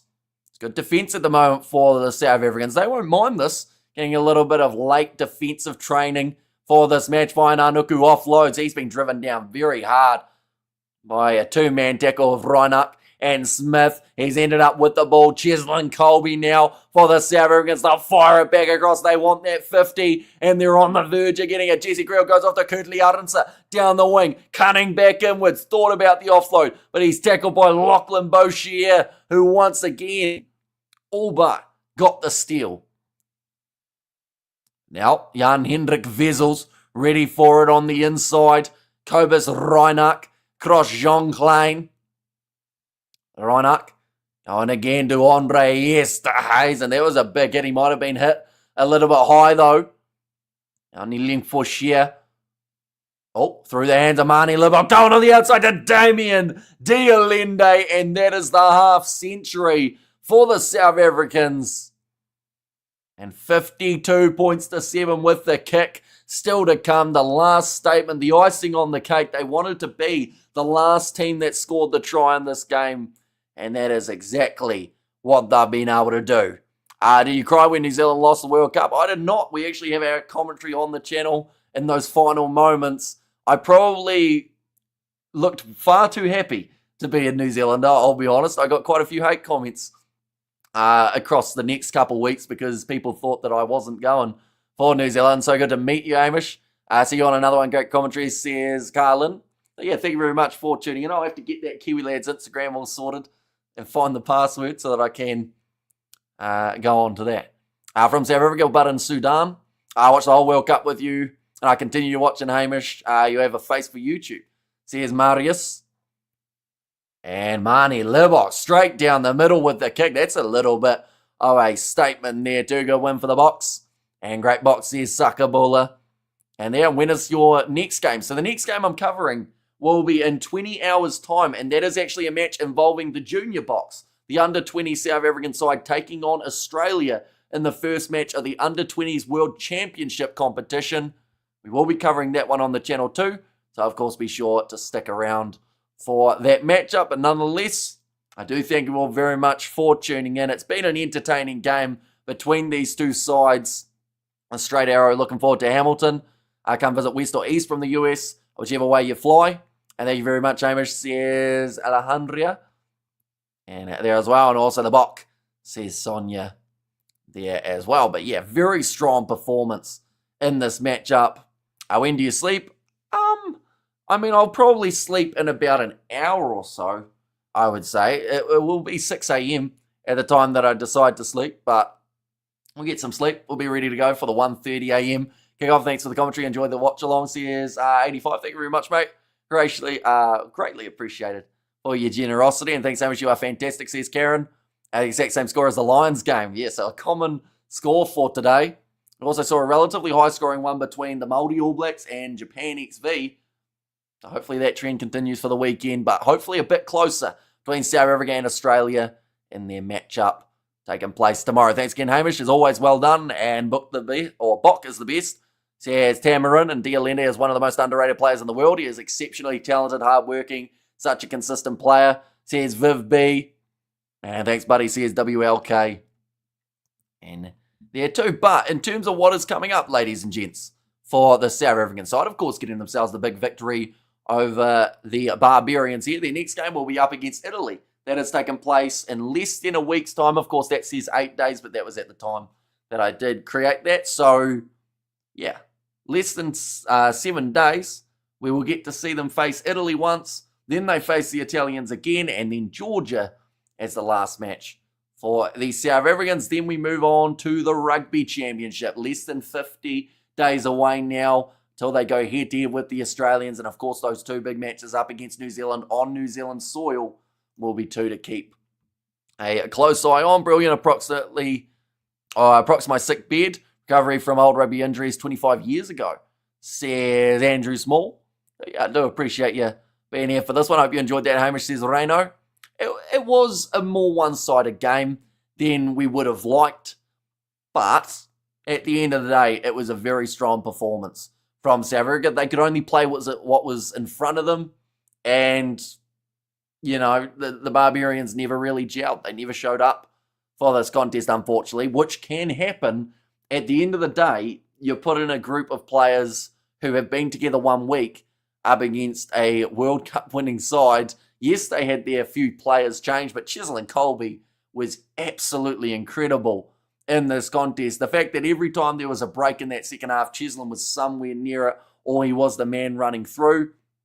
I mean, if he can stay fit throughout 2025, they got to be World Player of the Year, doesn't he? He's been close a couple of times. He's narrowly missed out. Surely this year, if he plays like that. And unless, I do thank you all very much for tuning in. If you did enjoy, of course, be sure to leave a like. We will have a quick review going up on the channel, I would say in about 40 minutes time, maybe a little bit quicker than that. So, of course, be sure to check that one out. But if you did enjoy this video, be sure to leave a like, subscribe to the channel. We'll be back next week. We'll be back tomorrow as well for that junior box taking on the Australians. And I do hope that you all have a great week. I'll see you all for the next one.